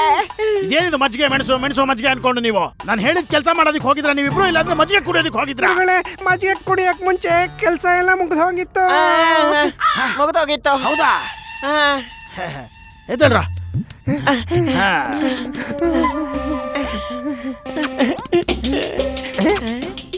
ಕೆಲಸ ಮುಗೀತ ಹಾಗಾದ್ರೆ? ನನಗೆ ಸಂತೋಷ ಆಯ್ತು. ಹೋಗಿ, ಏನ್ ಬೇಕಾದ್ರೂ ತಿನ್ಕೊಳ್ಳಿ. ಹೋಗಿ ಹೋಗಿ.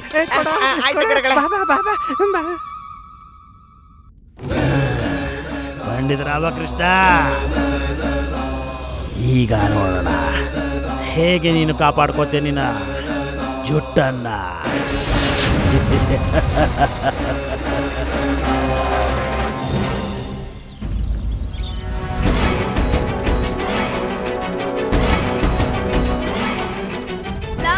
ಇದೇನು?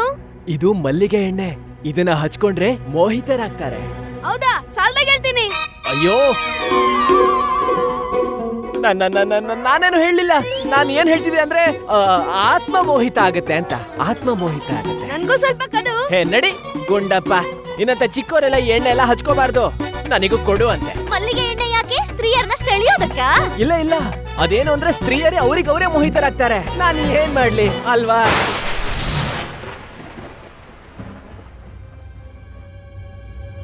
ಅಯ್ಯೋ ಶಾರದಾ, ನನ್ನ ಎಣ್ಣೆ ಕೊಡು. ಮನೆಗ್ ಬರೋ ಹೆಂಗಸರಿಗೋಸ್ಕರ ಹಾಗೆ ಅವ್ರನ್ನ ಸೆಳೆಯೋದಕ್ಕೆ ಮಲ್ಲಿಗೆ ಎಣ್ಣೆಯಿಂದ ನೆನ್ನೆಲ್ಲ ಒರೆಸ್ಬಿಡ್ತೀನಿ. ಇಲ್ಲ ಇಲ್ಲ, ನೀನ್ ಆತರ ಮಾಡ್ಬಾರ್ದು. ಇಲ್ಲ ಅಂದ್ರೆ ನನ್ ಕೂದ್ಲಿಗೆ ಹೇಗೆ ಎಣ್ಣೆ ಹಾಕ್ಲಿ? ಬೇಡ ಬೇಡ ಬೇಡ. ಅಯ್ಯೋ,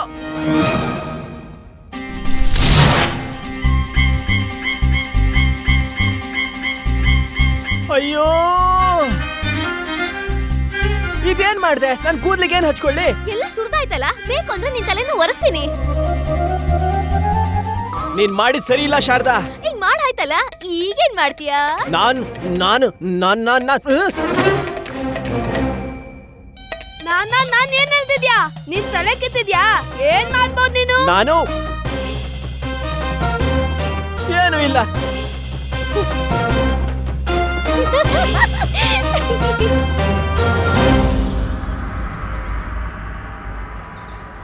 ಹಾ ಮಿತ್ರ, ಇದು ಚೆನ್ನಾಗಿದೆ ಅಲ್ವಾ? ಹೌದು ಮಹೋದಯರೇ, ತುಂಬಾ ಸಿಹಿಯಾಗಿದೆ. ಸರಿ, ಇದನ್ನು ಕೊಟ್ಬಿಡಿ. ಈ ಜುಟ್ಟು ಪಂಡಿತ ರಾಮಕೃಷ್ಣ ತಲೆಯಲ್ಲಿ ಇನ್ನೂ ಹೇಗಿದೆ? ನನಗನ್ಸುತ್ತೆ ಗುರುಗಳೇ, ಆ ಎಣ್ಣೆ ಪ್ರಭಾವ ಬೀರೋದಕ್ಕೆ ಇನ್ನು ಸ್ವಲ್ಪ ಸಮಯ ಬೇಕು ಅನ್ಸುತ್ತೆ. ನೋಡೋಣ ಇರಿ.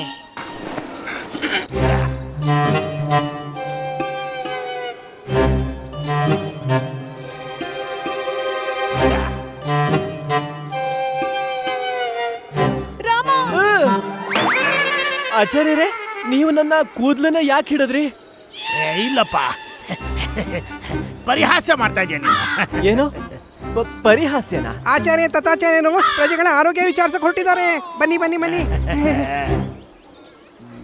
ನಮ್ಮ ಗುರುಗಳ ಮುಂದೆ ಜಾಸ್ತಿ ಬೆಲೆ ಹೇಳಿ ಹಣ್ಣನ್ನು ಮಾರ್ತೀಯ ದುಷ್ಟ. ಎಷ್ಟು ಧೈರ್ಯ ನಿನಗೆ? ನಮ್ಮ ಗುರುಗಳು ಕಾರಾಗೃಹಕ್ಕೆ ಹಾಕಿಸ್ಬಿಡ್ತಾರೆ. ಹೋಗೋ ಇಲ್ಲಿಂದ, ಹೋಗೋ ಹೋಗೋ. ಅಯ್ಯೋ, ಓ ಅಣ್ಣ. ಪಂಡಿತ ರಾಮಕೃಷ್ಣ, ನಿಮ್ಮ ಜುಟ್ಟು ಹೇಗಿದೆ ಈಗ? ಏನು ಅಂದ್ರೆ ನನ್ನ ತಾತ್ಪರ್ಯ, ನಿಮ್ಮ ಆರೋಗ್ಯ ಹೇಗಿದೆ ಅಂತ. ಆರೋಗ್ಯ ಅಂತೂ ಸರಿಯಾಗೇ ಇದೆಯಲ್ವಾ? ನನಗೆ ನಿಮ್ಮ ಆರೋಗ್ಯ ಯಾಕೋ ಸರಿ ಇಲ್ಲ ಅಂತ ಅನ್ನಿಸ್ತಾ ಇದೆ. ಹಾ, ಅದೇನು ಅಂದ್ರೆ ರಾತ್ರಿ ನಿದ್ರೆ ಸರಿಯಾಗಿ ಬರ್ಲಿಲ್ಲ, ಅದಕ್ಕೆ ಸ್ವಲ್ಪ ತಲೆನೋವ್ತಿದೆ. ಮತ್ತೆ ಇವತ್ತು ಎಣ್ಣೆ ಕೂಡ. ಎಣ್ಣೆ ಎಣ್ಣೆ ಎಣ್ಣೆ ಗುರುಗಳ ಎಣ್ಣೆ ನಾವು ಮಾತೋಡ್ಸಿದ್ವಿ. ಸುಮ್ಮನೆ ಇರು ನೀನು. ಏನಾಯ್ತು? ಇಲ್ಲ ಏನಿಲ್ಲ, ಏನಾಗಿಲ್ಲ. ಅದು ನಾನು ವಿಚಾರ ವಿಮರ್ಶನ ಮಾಡ್ತಾ ಇದ್ವಿ. ನಾವು ನಿಮಗೆ ವಿಶ್ರಾಂತಿ ಅಗತ್ಯ ಇದೆ ಅಂತ. ಕೂತ್ಕೊಳ್ಳಿ. ಹಾ, ಕೂತ್ಕೊಳ್ಳಿ ನೀವು. ಹಾ, ವಿಶ್ರಾಂತಿ ತಗೊಳ್ಳಿ. ಸರಿ. ಇದು ನೀವೇನ್ ಮಾಡ್ತಿದ್ದೀರಾ ಆಚಾರ್ಯರೇ? ಇಲ್ಲ, ಅದು ನಿನಗೆ ಹುಷಾರಿಲ್ಲ ಅಲ್ವಾ? ಜುಟ್ಟು ಹೇಗಿದೆ ಅಂತ ನೋಡ್ತಾ ಇದ್ದೆ. ನಾನೆಲ್ಲೋ ಕೇಳಿದ್ದೆ, ಪಂಡಿತರಿಗೆ ಬುದ್ಧಿ ಎಲ್ಲಿರುತ್ತೆ ಅಂದ್ರೆ ಅವರ ಜುಟ್ಟಲ್ಲಿ ಇರುತ್ತೆ ಅಂತ. ಹಾ, ನಾನು ಕೂಡ ಕೇಳಿಸ್ಕೊಂಡಿದ್ದೆ. ಅಯ್ಯೋ, ಕೇಳೋದೇನು? ಸತ್ಯನೇ ಅದು. ಆದ್ರೆ ಇವರೆಲ್ಲ ನನ್ನ ಹಿಂದೆ ಯಾಕೆ ಬಿದ್ದಿದ್ದಾರೆ? ಈಗ ನೀನು ಸುಮ್ಮನಿರು. ಏನಂದ್ರೆ? ನಿಮ್ಮ ಹತ್ರ ಹೇಳಿದಲ್ಲ ನಾನು. ಸರಿ. ಆ ಪಂಡಿತ ರಾಮಕೃಷ್ಣ, ನೀವು ಬಿಟ್ಟಿರುವಂತ ಶಿಖೆಯ ವಿಸ್ತಾರವಾಗಿ ವಿವರಣೆಯನ್ನು ಕೊಡಬಹುದಾ ಅಂತ ನಾವು ಪ್ರಸನ್ನರಾಗಿ. ಅಲ್ಲಲ್ಲ, ನಮಗೆ ಚಿಂತೆ ಆಗ್ತಾ ಇದೆ. ಏನು ಅಂತ ಹೇಳಿ ಆಚಾರ್ಯರೇ? ನನಗ್ ತಲೆ ಮಾತ್ರ ಅಲ್ಲ, ಅದೇನು ಅಂತ ಅರ್ಥ ಆಗ್ತಿಲ್ಲ. ಪೂರ್ತಿ ಶರೀರನೇ ಕಷ್ಟದಲ್ಲಿದೆ. ನನ್ಗನ್ಸುತ್ತೆ ರಾತ್ರಿ ನಿದ್ರೆ ಸರಿಯಾಗಿ ಆಗ್ಲಿಲ್ಲ ಅಂತ. ಏನ್ ಮಾಡ್ತಾ ಇದ್ದೀರಾ? ಮೈಕೈ ಒತ್ತಿ ಪಂಡಿತ ರಾಮಕೃಷ್ಣನಿಗೆ. ಆಯ್ತು. ಈ ಕಡೆ ಇಲ್ಲ, ಸ್ವಲ್ಪ ಆಯ್ತಾಯ್ತು. ನನಗೀಗ ನೀರು ಕುಡಿಬೇಕು. ಹಾ, ಹೋಗು, ನೀರು ತಗೋಬಾ, ಹೋಗು. ಇಲ್ಲ, ಸ್ವಲ್ಪ ಚೆನ್ನಾಗಿ. ನೀವು ಚಿಂತೆ ಮಾಡಬೇಡಿ, ನಿಮ್ಮ ನೋವೆಲ್ಲ ದೂರ ಆಗೋಗ್ಬಿಡುತ್ತೆ. ಒಳ್ಳೇದಾಯ್ತು. ಹೇಗೆ ಅನ್ನಿಸ್ತಾ ಇದೆ ಇವಾಗ? ಈಗಂತೂ ತುಂಬಾ ಚೆನ್ನಾಗಿ ಅನಿಸ್ತಿದೆ. ಧನ್ಯವಾದ.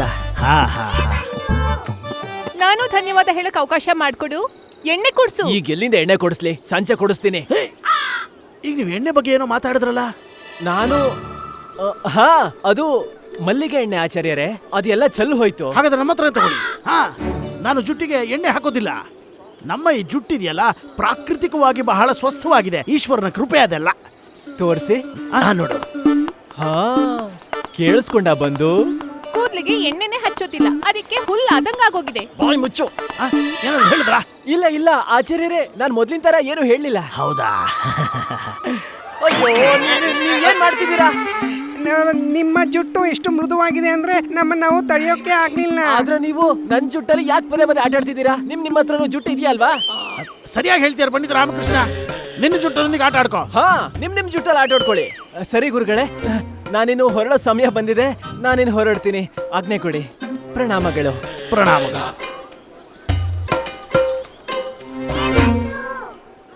ಇಲ್ಲೇನೋ ನಡೀತಿದೆ ಬಂದು. ದಣಿ ಮಣಿ ಮನೆಗ್ ಬಂದಿದ್ರು, ಇಲ್ಲಿ ಜುಟ್ಟು ನೆಳಿತಿದ್ದಾರೆ. ಹಾ ರಾಮ.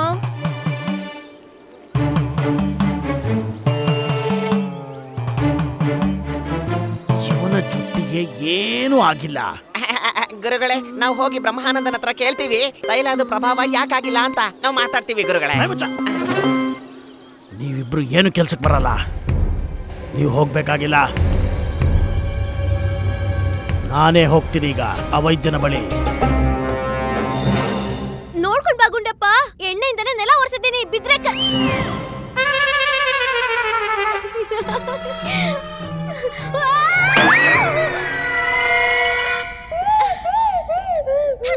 ಈ ನೆಲ ಒರೆಸಿ ನನಗ್ ನಾನೇ ಆಪತ್ ಅನ್ಕೊಂಡೆ. ರಾಮನ 6ನೇ ಗೃಹದಲ್ಲಿ ರಾಹು ನೆಲೆಸಿದ್ದಾನೆ. ಯಾರೇ ಅವನು ವಿರುದ್ಧ ಹೋದ್ರು ಅವನ್ಗೆ ಕೆಟ್ಟದಾಗ್ಬಿಡುತ್ತೆ.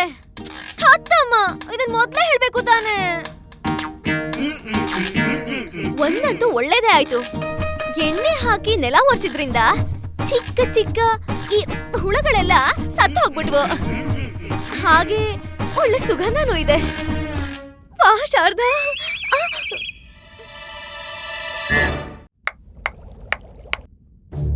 ಇಷ್ಟೊಂದು ದುರ್ವಾಸನೆ, ಇದು ಹೇಗನ್ನಿಸ್ತಿದೆ ಅಂದ್ರೆ ಯಾವುದೋ ಇಲಿ ಸತ್ತ. ಸಾವಧಾನ ವೈದ್ಯರಾಜರೇ, ನಮ್ಮ ಗುರುಗಳ ಪರಿಮಳವು ನಿಮಗೆ ಸತ್ತೋಗಿರೋ ಇಲಿಯ ವಾಸನೆ ತರ ಅನಿಸ್ತಾ ಇದೆಯಾ? ಗುರುಗಳೇ, ನೀವು ಬಂದಿದ್ದಕ್ಕೆ ನಮ್ಮ ಭವನ ಪವಿತ್ರವಾಯ್ತು ಗುರುಗಳೇ. ಈ ವಿಚಿತ್ರ ಪ್ರಯೋಗಗಳನ್ನು ಮಾಡೋ ಜಗನ ಭವನ ಅಂತ್ಯ ನೀನು? ಗುರುಗಳೇ, ನಿಮ್ಗೆ ಕೋಪ ಬಂದಾಗಿದೆ, ನನ್ನಿಂದ ಏನಾದರೂ ತಪ್ಪಾಯ್ತಾ? ನನಗೆ ಅತ್ಯಂತ ಮಹತ್ವಪೂರ್ಣ ಕಾರ್ಯಕ್ಕಾಗಿ ಆ ತೈಲ ಬೇಕಾಗಿತ್ತು. ನಮ್ಮ ಶಿಷ್ಯರಿಗೆ ಕೊಟ್ಟು ಕಳಿಸಿದೆಯಲ್ಲ, ಯಾವ ಪ್ರಭಾವವನ್ನು ಬೀರ್ತಾ ಇಲ್ಲ. ಇದು ಅಸಂಭವ ಗುರುದೇವ. ನಿಮ್ಮ ಶಿಷ್ಯಂದಿರು ಎಣ್ಣೆಯ ಪ್ರಭಾವ ಏನು ಅಂತ ನೋಡಿದ್ಮೇಲೆ ಆ ಎಣ್ಣೆನ ತಗೊಂಡು ಹೋಗಿದ್ದು. ನಮ್ಮ ವಿಶ್ವಾಸ ಮಾಡಿ ಗುರುಗಳೇ, ನಾವು ಎಣ್ಣೆನ ಬದಲಾಯಿಸ್ಬಿಟ್ವಿ. ಎಣ್ಣೆ ಬದಲಾಯಿಸಿದ್ರಾ? ಗುರುಗಳೇ, ಎಣ್ಣೆನ ಬದಲಾಯಿಸಿದ್ರೆ ಆ ಎಣ್ಣೆಯ ಪ್ರಭಾವ ಹೆಂಗ್ ಗೊತ್ತಾಗುತ್ತೆ? ಆದ್ರೆ ನಮ್ಮ ಹತ್ರ ಪ್ರತಿಯೊಂದು ಸಮಸ್ಯೆಗೂ ಪರಿಹಾರ ಇದೆ ಗುರುದೇವ. ನಾನ್ ನಿಮ್ಗೆ ಎಂತ ಎಣ್ಣೆ ಕೊಡ್ತೀನಿ ಅಂದ್ರೆ ಅದರಿಂದ ಕೇಶ ಏನು ಕಬ್ಬಿಣನೂ ಕಿತ್ತು ಬರುತ್ತೆ. ನೆನಪಿರಲಿ ವೈದ್ಯ, ಒಂದು ವೇಳೆ ಈ ಎಣ್ಣೆ ಕೂಡ ಕೆಲಸ ಮಾಡದೆ ಹೋದ್ರೆ ನಾನು ನಿನ್ನ ಜೀವನವನ್ನೇ ಸರ್ವನಾಶ ಮಾಡ್ಬಿಡ್ತೀನಿ.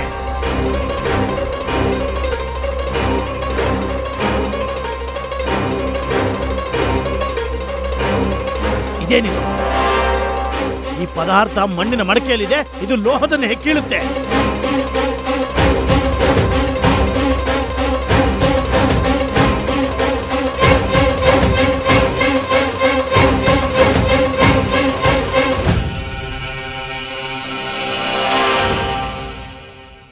ಅದ್ಭುತ, ಅದ್ಭುತ. ಇದಿಷ್ಟು ನನಗೆ ಕೊಡು. ಗುರುದೇವ, ಇದರಲ್ಲಿ ಹಳದಿ ಮತ್ತೆ ಚಂದನದ ಲೇಪನ ಕಲಿಸ್ಬಿಡ್ತೀನಿ, ಅದರಿಂದ ಸುಗಂಧ ಚೆನ್ನಾಗಿ ಬರುತ್ತೆ. ಕಲಸೋ ಕಲಸೋ ಕಲಸೋ.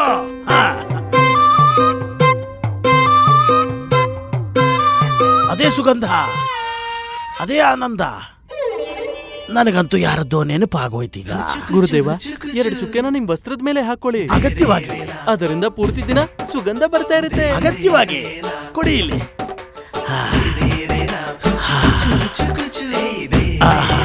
ಈ ಸುಗಂಧ ನಮ್ಮ ಸೌಧಾಮಿನಿ ದೇವಿಗೆ ಬಹಳ ಇಷ್ಟವಾಗುತ್ತೆ. ನಿನ್ನ ಬಾಗಿಲ ಬಳಿ ನಿಂತ ಜೋಗಿ, ನಾನು ನಿನ್ನ ಪ್ರೇಮ ರೋಗಿ. ಗುರುದೇವ, ಈ ರೀತಿ ಅನರ್ಥ ಮಾಡಬೇಡಿ. ಇದರ ಸುಗಂಧದಿಂದ ಎಲ್ಲರೂ ಆಕರ್ಷಿತರಾಗ್ತಾರೆ.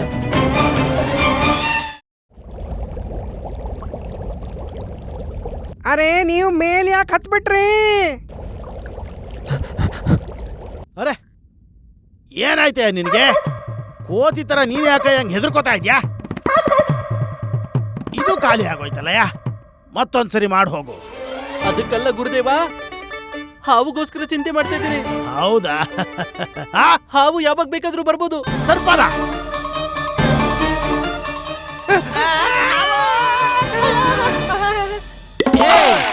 ಏನ್ ಮೂರ್ಖರು ನೀವೆಲ್ಲ?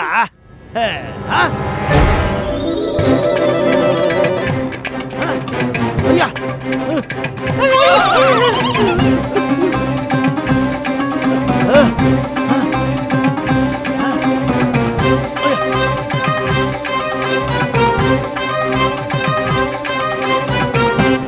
ಅಯ್ಯೋ ಅಯ್ಯೋ, ಬೇಡ ಬೇಡ ಗುರುಗಳೇ, ಈ ಜಾಗ ಇಲ್ಲ, ಅಲ್ಲೇ ನಿಂತ್ಕೊಳ್ಳಿ, ಅಲ್ಲೇ ನಿಂತ್ಕೊಳ್ಳಿ, ಹೋಗಿ ಹೋಗಿ ಹೋಗಿ ಹೋಗಿ, ಬರ್ಬೇಡಿ, ಅಲ್ಲೇ ಇರಿ. ಅಲ್ಲೇ ಇರಿ ನೀವು.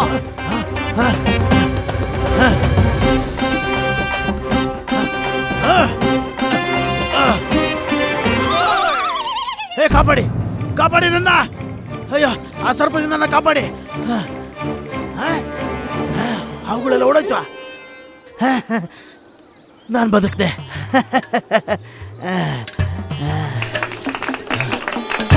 ಇಲ್ಲೇ ನಡೀತಾ ಇದೆ. ದಾರಿ ಬಿಡ, ದಾರಿ ಬಿಡಿ.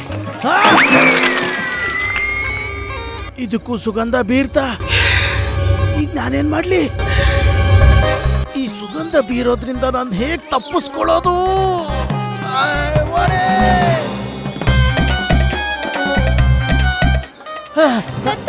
ಎಲ್ಲಿ ಓಡೋಗ್ತಾ ಇದ್ದೀರಾ? ನಿಂತ್ಕೊಳ್ಳಿ. ಈಗ ನನ್ನ ಹೋಗೋದಕ್ಕೆ ಬಿಟ್ಬಿಡಿ. ನಾನು ರಾತ್ರಿ ಮನೆಗೆ ಬರ್ತೀನಿ. ನನಗೆ ಸಹಾಯ ಮಾಡಿ. ನಾನು ಸಂತ್ರ ತಗೋಬೇಕಾ ಅಥವಾ ಸೇಬು ತಗೋಬೇಕಾ? ಎರಡು ತಗೋ, ಎರಡು ತಗೋ, ಎಲ್ಲ ತಗೊಂಡ್ಬಿಡು. ಈಗ ಬಿಟ್ಬಿಡು ನನ್ನ. ನಾನು ಏನ್ ತಗೋಬೇಕಂತ ಸಹಾಯ ಮಾಡಲ್ವಾ? ಅಲ್ಲಿ ನೋಡಿ ಜನ ಹೇಗ್ ಓಡ್ ಬರ್ತಿದ್ದಾರೆ ಈ ಹಣ್ಣನ್ನ ತಗೊಳ್ಳೋದಿಕ್ಕೆ. ಹಣ್ಣು ತಗೊಳ್ಳೋದಕ್ಕಲ್ಲ, ಅವರೆಲ್ಲ ಜೀವ ಉಳಿಸ್ಕೊಳ್ಳೋದಕ್ಕೆ ಓಡ್ತಾ ಇದ್ದಾರೆ. ನೀನು ಓಡು, ನನ್ನನ್ನು ಓಡೋದಕ್ಕೆ ಬಿಡು. ಸುಗಂಧ ಎಷ್ಟು ಚೆನ್ನಾಗಿದೆ ಅಲ್ವಾ? ಈ ಸುಗಂಧನ ನನ್ನ ಜೀವನಕ್ಕೆ ಈಗ ಕಂಟಕ ಹಾಕುತ್ತಿದೆ. ಓಡು, ಓಡು, ಓಡು. ನೀವು ನನ್ನಿಂದ ಓಡೋಗ್ತಾ ಇದ್ದೀರಲ್ವಾ? ನಿಮಗೆ ಬೇರೆ ಯಾರೋ ಇಷ್ಟ ಆಗಿದ್ದಾರೆ ಅನ್ಸುತ್ತೆ. ನಾನು ಒಬ್ಳೆ ತಾನೇ ನಿಮಗೆ ಪ್ರಿಯೆ. ಪ್ರಾಣ ಇದ್ರೆ ತಾನೇ ನಿನ್ನ ಪ್ರಿಯ ಆಗೋದಕ್ಕಾಗೋದು. ಸರಿ ಬಾ ಈಗ. ಈಗ ಬಿಡೋದಿಲ್ಲ. ಸರಿ ಬಿಟ್ಬಿಡು. ಅಯ್ಯೋ ಬಿಡೋದಿಲ್ಲ ನಾನು. ಅಯ್ಯೋ ಬಿಡು, ಬಿಡು ನನ್ನ.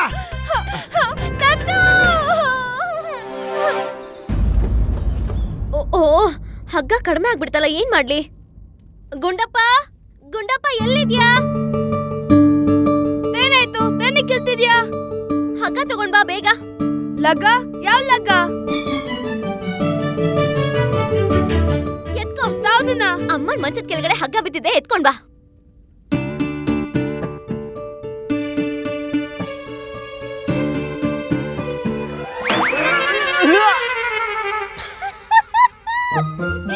ಶಾರದಾ, ಇದೇನಿದು?